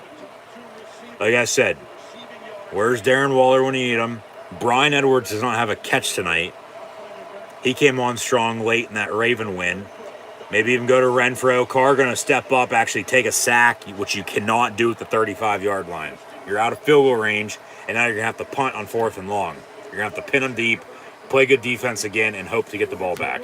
You got plenty of time, which you should get the ball back, but you got to play good defense. Could have at least thrown it away, had a 4th and 3. Carlson's on for a field goal right now, but no. You take a sack, you're out of field goal range, and you got to punt. It kills you.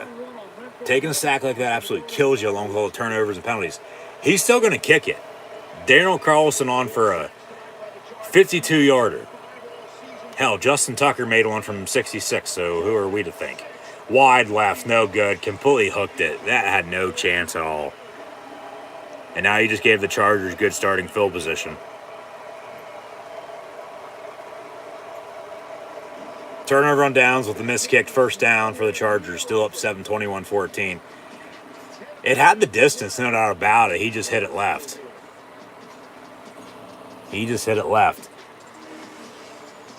So as we have Monday Night Football coming down the wire here to close out Week 4. Week 5 will begin on Thursday night with the Rams and Seahawks. Next Sunday morning, across the pond, the Jets and Falcons will be on NFL Network in London. Packers, Bengals, Lions, Vikings. We'll have Broncos, Steelers, along with Bills, Chiefs. Live watch along reactions live right here on YouTube next Sunday, so be sure to tune in. That is, of course, after Penn State, Iowa this upcoming Saturday in college football. Dolphins, Buccaneers, that is on CBS. Steeler game on Fox at home for some unknown reason against Denver Broncos. I have no idea why, but we should have I would think on CBS then, with Dolphins Buccaneers going to be the national broadcast at 1 p.m. on CBS. We might get, in my area at least, New Orleans and Washington. Hell, even the Patriots and Texans. One of those two games. If it's not Miami, Tampa, but we'll have live side-by-side, live watch-along reactions with the Broncos and Steelers, and then one of those three games on CBS. I just don't know which one. Of course, I could scroll ahead in the guide, but I doubt this early it's going to be updated because it's normally not updated until, later on in the week, just before, of course, Thursday Night Football, and then we have the next week begin in both college and the NFL world. So Broncos, Steelers, Bills, Chiefs, Sunday Night Football. We'll have that as well. So be sure to tune in. But then also you got Dolphins, Bucks, Saints, Skins, Eagles, Panthers, Titans, Jaguars, Patriots, Texans. These Raiders will host the Bears, and then these Chargers will host the Browns. Giants, Cowboys, 49ers, Cardinals. Sunday football is Bills and Chiefs. And then arguably not that bad of a Monday night matchup next week again, Colts and Ravens. We'll see if we have some more live watch-along reactions live right here on YouTube next Monday night as well, or not, as I have done, in fact, 4 straight weeks now of Monday Night Football to begin the season. With, of course, the Ravens, Raiders, week 1, week 2, it was Lions, Packers. Last week, of course, Eagles, Cowboys, now tonight, Raiders and Chargers again. But just be sure to subscribe. Keep an eye out on social media. Links in the description below. And that's NFL Week 5 for you. So Monday night we'll wrap up here. Raiders, Chargers under 10 to play now. Thursday night is Rams, Seahawks. Sunday night, Bills, Chiefs. And next Monday night, the Colts and Ravens with, of course, a lot of history in that rivalry with the Colts, of course, used to be in Baltimore, pack up in the middle of the night, head to Indianapolis. The Ravens come to be, that's next Monday night from M&T Bank. 3rd and 2, over the middle, Herbert incomplete, intended for Keenan Allen, and the Raiders get another stop on defense. 4th down, they're going to get the football back. Not unless the Chargers go for it, get it, or if they try to draw them off sides again and get a free 5 yards once again. Don't be stupid.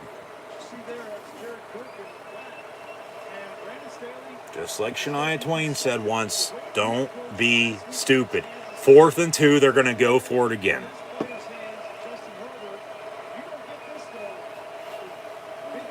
Ball at midfield. 3 wide, top of your screen, left to right here in the 4th, 9:24 to play. Herbert in the gun. Has a man, good coverage, but I don't know how the hell he put that ball up for his receiver and how his receiver came down with it. That was 87, Jared Cook.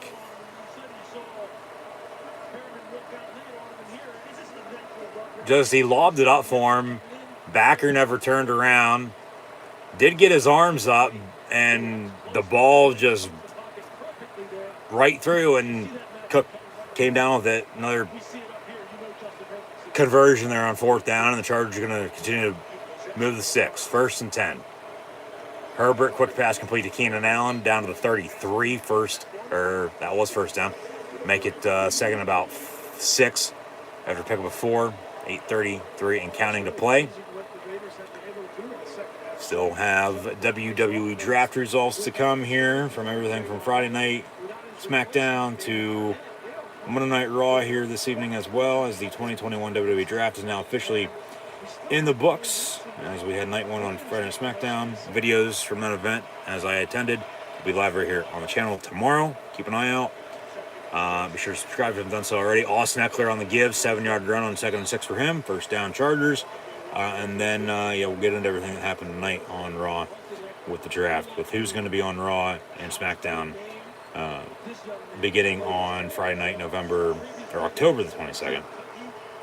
around November the 22nd. That'll be Survivor Series. But a few weeks from Thursday, we'll have WWE Crown Jewel, and then the next night, so 2 weeks from Friday, that is when these draft results take effect, with everybody going to be officially on Raw and SmackDown moving forward until the next draft or superstar shakeup. Up the middle is Roundtree. Powell moves. Going to get about 9.5 on 1st and 10. They're going to give him the first down. First down, Chargers.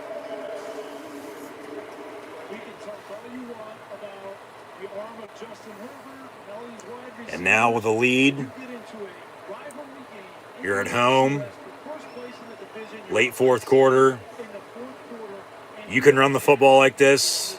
You're going to continue to run the ball, drain the clock, deserve to win basically, out of the eye. Second and short. I don't even know if he got the first down there. They should give it to him there. Yeah, first down. Right at the marker. Raiders with 2 timeouts.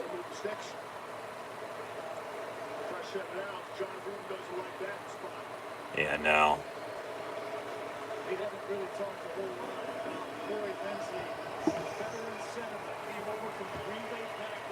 These officials in football this year, I don't care what level, just absolutely trash. It's pathetic.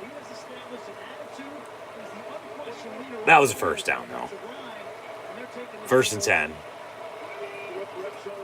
Herbert, 3-step drop, gonna tuck it and run.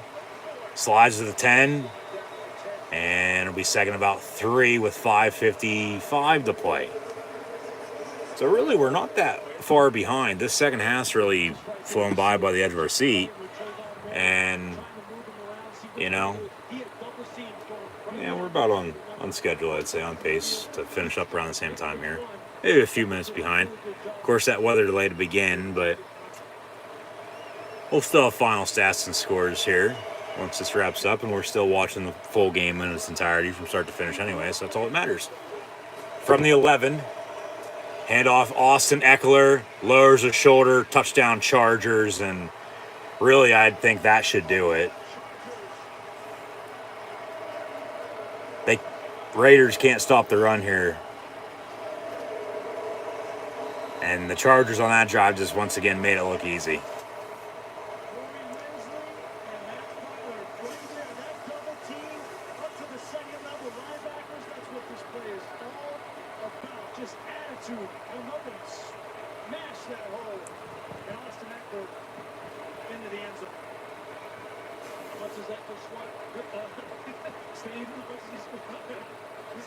Extra point by LA, going to be up and good.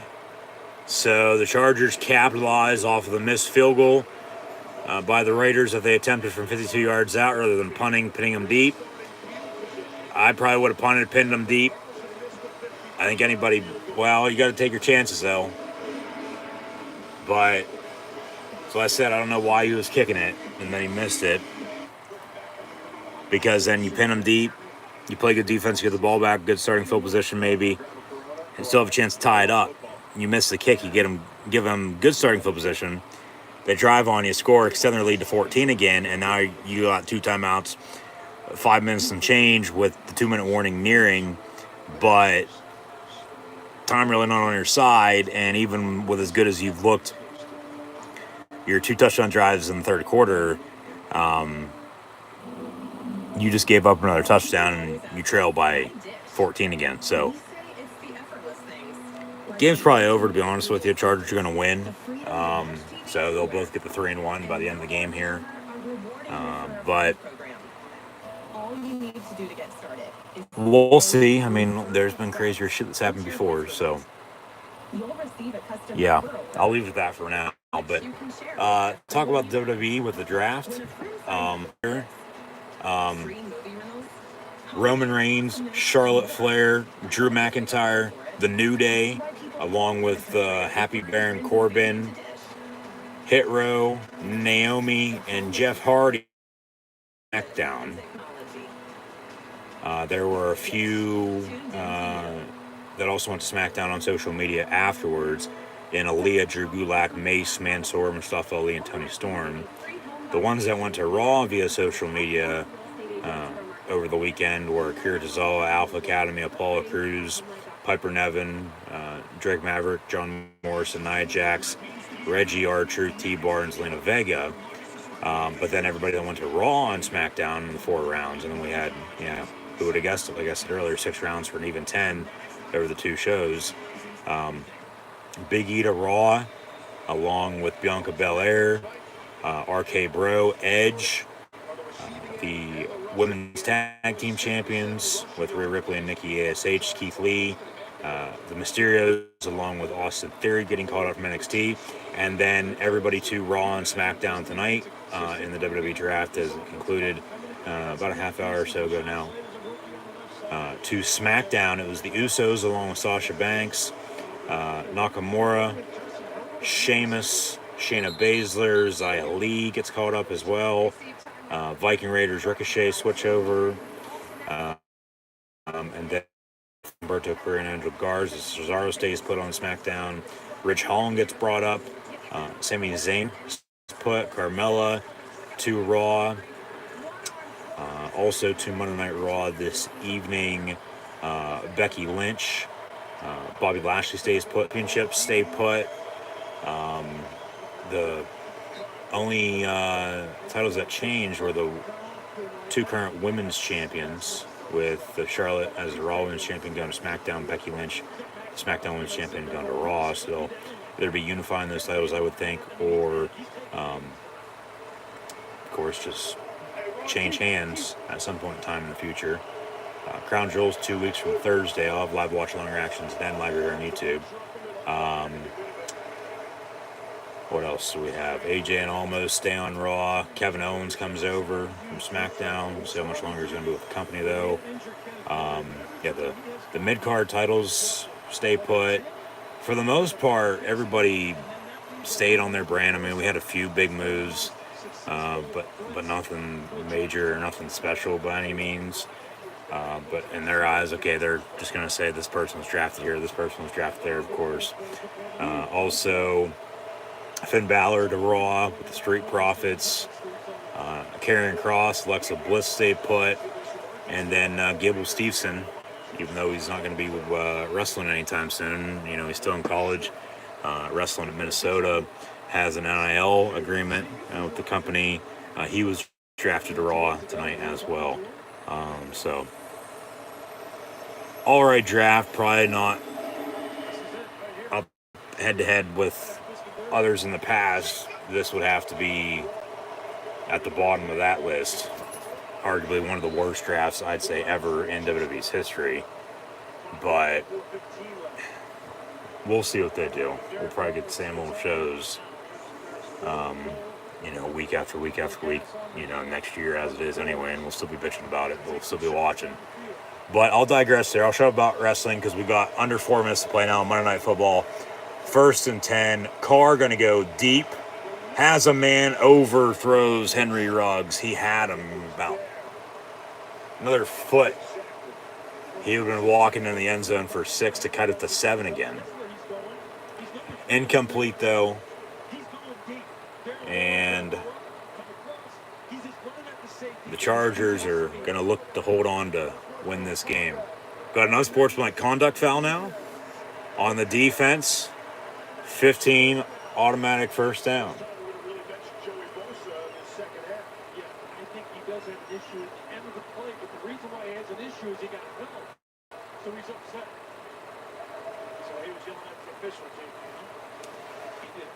First and 10, 3:53 to play.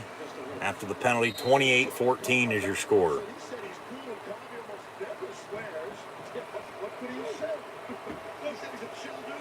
From the 48, Carr out of the gun, looking to throw, going to step up, going to go down after only about a yard. I mean, it was really a sack, but it just went forward. So now 2nd and 9.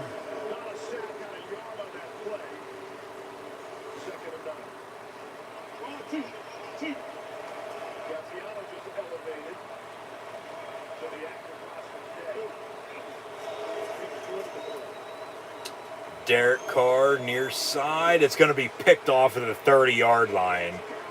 And that should do it. Raiders down 14. They got 2 timeouts, and we got 1:14 until a 2-minute warning. So they can stop it, try to get the ball back, but that pick, for the most part, pretty much seals it. And this game's going to be awarded to the Chargers for the W. As Waller was the intended target. I'd understand, maybe a little bit of a defensive hold there. That didn't go their way. Maybe a little bit of a push off, but Derwin James picks off Derek Carr, and as good as the Chargers are running the football, should be able to continue to run the football that well. Raiders made stops on defense, but they didn't make enough stops tonight. And they didn't get going on offense until it was too late. Austin Eckler on a 25, 30-yard run right there, first down. Stays in bounds. Clock shouldn't continue to roll. And Raiders still 2 timeouts. They're not even going to try to stop the clock here because they know the game's over. I mean, they can if they want to, but Chargers here in the second half able to run the football when needed, and Raiders not really. No Peyton Barber, no Kenyon Drake really tonight. They were working Josh Jacobs from start to finish, even with his injury, and they just showed up late. If they would have played the way they played in that third quarter, coming back, cutting it to 7 from the start, they might be ahead right now. Even if Carr would have thrown that pick, and now the Chargers could be driving to stay tied or win it in their own right, but, you can't start that slow, and even as close as you cut it, as the Raiders do call timeout, 2:25 to play here in the game, expect to come back and win it, or cut it even closer. Or, it's going to go back, I'd say, to that 52-yard kick. You got to believe in your kicker, though. He just completely shanked it wide left. It had the distance. He just hooked it left. And you gave them good field position. They drove and scored and extended their lead on you. You punt, pin them deep, and play defense as you were. Maybe get the ball back, score again, and you tie it up, and then you got a whole new game. But they kicked it rather than punting, and they just started too late. They showed up to the game, even with the delay. The Chargers got out to a fast start. It's 21-0 at halftime. It's like, you got to play a full 60. Even though both teams technically did, the Chargers did more so than the Raiders because, there's no way in, as the Raiders call the third and final timeout with 2:19 to play, so 3rd down and 3. First down should seal it. 2-minute warning to come. And hell, even if they don't get the first down here, drain to the 2 minutes, Raiders still might get it back if they punt, but maybe try to draw them off again, go for it on 4th down. They've done that a few times tonight as well. And with the Chargers winning, we're going to have a 3-way tie atop the AFC West with 3-1 teams, and the Chiefs are 2-2. But still early. We're only a weekend into October right now, so still a lot of football left. But a few kneel downs from Justin Herbert is upon us, and the Chargers are going to pick up a win here tonight on Monday Night Football.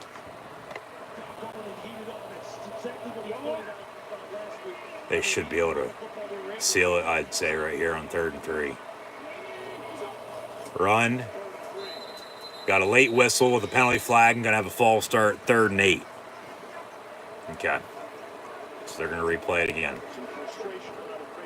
They'll reset the clock to 2:19.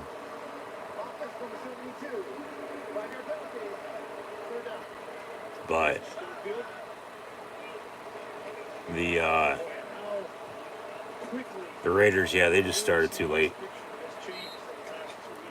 They didn't look bad there in that third quarter. They just gave up too much on defense, and they couldn't stop the run. And they couldn't get a running game going on their own, plain and simple.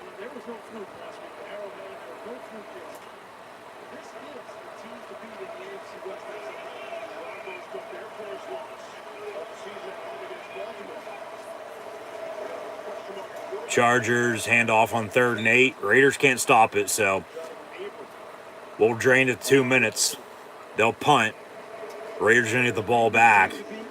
Under 2 to play, no timeouts, down 14 to try to do something. And really at that point, you're not going to be able to do anything anyway, probably. If you do score or whatnot, get an onside kick, I'd be shocked. Because then you got to, I mean, hell, we've seen crazier endings, though, so. 2 minutes to play, 2-minute warning here with a 28-14 score. Herbert, I'd say these final stats are going to be final for the Chargers because they'll punt. Raiders are going to get the ball back. Herbert, 25 of 38, 222, 3 touchdowns. Eckler on the ground and out of the backfield receiving. 3 catches, 28 yards, and a touchdown. Also has 15 carries for $117 and a score. That's a running game for you right there. Larry Roundtree also 11 carries, 31 yards. Guyton 2 of 20. And then Jared Cook 6 catches for 70 yards and a touchdown. Eckler 328 and a touchdown. And then Darnold Farmer Jr. 2 of 17 and a touchdown. Steven Anderson also had to catch 34 yards. Keenan Allen 7 catches, 36 yards. Justin Jackson 4 of 17. Mike Williams 1 of 11. Jalen Guyton 1 of 9. Only turnover was Derek Carr's interception we just saw there a little bit ago. As Carr right now 21 of 31, $196, 2 touchdowns, and pick is 2 touchdowns. 1 to Hunter Renfrow, the other 2 Darren Waller. On the ground, Josh Jacobs 13 of 40. No Kenyon Drake or Peyton Barber. Chargers shut them down. They really didn't even play, though.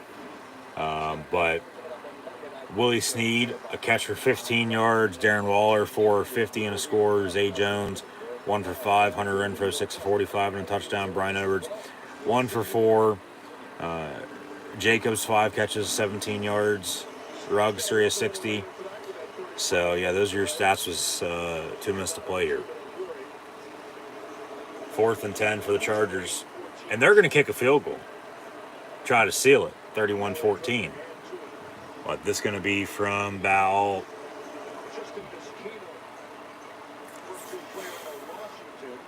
54 yards, I'd say.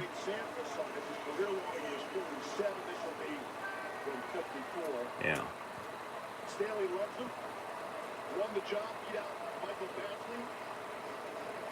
54-yard kick to seal it. It's up 28-14 right now, but okay, they snap it to the kicker and run a pooch punt. And then the Raiders are going to have to return it from the 5 as it took a bounce at the 1 and bounced back to the Raider defender who realized it and went back to return. And what a play call that was. And it'll be 1st and 10 Raiders from the 5-yard line, 10-yard line.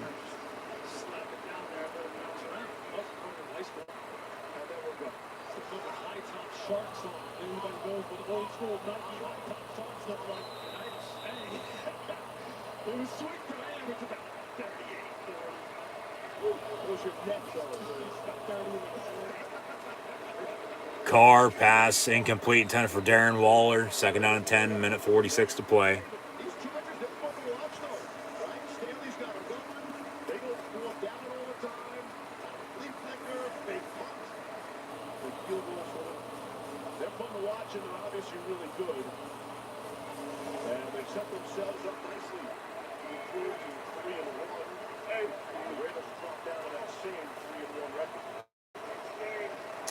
Second and 10 from the 10.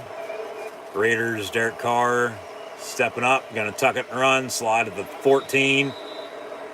Hurry up.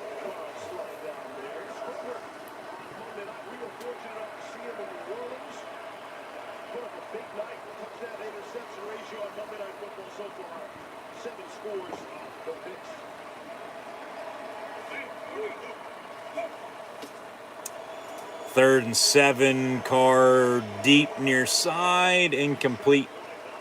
intended for Brian Edwards, who has 0 catches this evening. 4th down and 7. Here's your ball game. Oh, they can't even go 3 yards.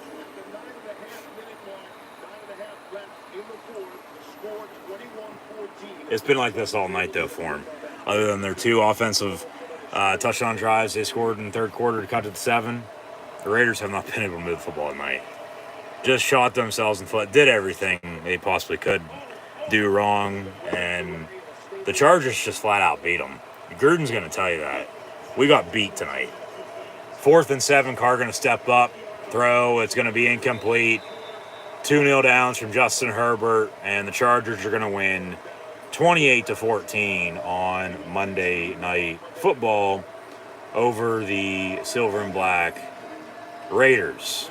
Next Monday, it is the Colts and Ravens, who Vegas beat week 1. We might do that game. We might not. We'll see.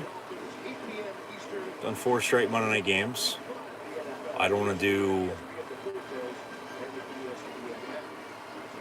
6 or 7, maybe 8 straight by the time the end of the month rolls around by any means. But hey, if it's a good game, it's a good game. We might sit down and do it. Kneel down. That'll do it. But, yeah, your final stats and scores are what they were when I just read them off at the 2-minute mark because nothing else happened.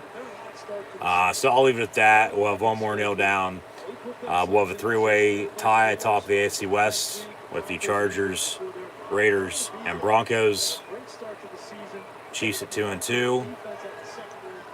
But it's just one game. And they just started too late. Even with the weather delay, that was very odd. A weather delay for rain that was outside when you're playing inside. Yeah, that was just unacceptable. They didn't need to do that. I don't care if they thought people were in danger or not, but about a half hour late start. Still about a 3-hour game on Monday Night Football with overtime. So, your final score on Monday Night Football here this evening, the Chargers defeat the Raiders 28-14. Both teams now at 3-1. So, yeah, we'll see what both teams do in the near future, and then also when they meet later on in the season, as of course they are both in the AFC West, divisional foes. You play your division opponents twice a year, and the Raiders will host the Chargers Week 18. That'll be early to mid-January. It'll be Sunday, January the 9th. So just as last Monday night's Eagle-Cowboy matchup, they won't meet again until Week 18. Here we are again a week later, Raiders-Chargers. However, next time, of course, it'll be in Philly and then in Sin City with the Cowboys and Eagles along with the Chargers and Raiders. But yeah, tonight, Monday Night Football, Chargers win 28-14 to cap off Week 4. Week 5 begins on Thursday night with the Rams hosting, the Seahawks hosting the Rams. The Rams will come up from LA. WWE in the meantime, I get a notification here. They announced more draft picks after Raw went off the air here. Probably no one special, nobody in particular. We'll see who went where, though. Raw will receive Liv Morgan, The Miz, Cedric Alexander, and Shelton Benjamin, The Hurt Business. Tegan Knox, Tamina, Mia Yim, who, will be there with Keith Lee, Dolph Ziggler, Dana Brooke.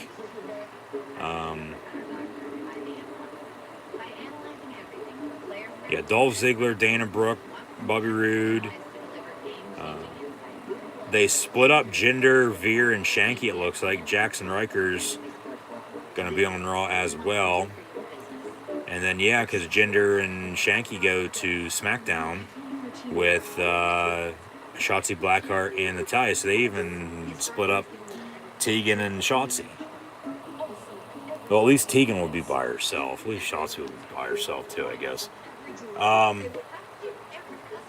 But yeah, like I said earlier, I should have bought wrestling. We'll talk more WWE a couple weeks from now for Crown Jewel. Hopefully tune in then 2 weeks from Thursday, October the 21st, for WWE Crown Jewel live watch long reactions live right here on YouTube.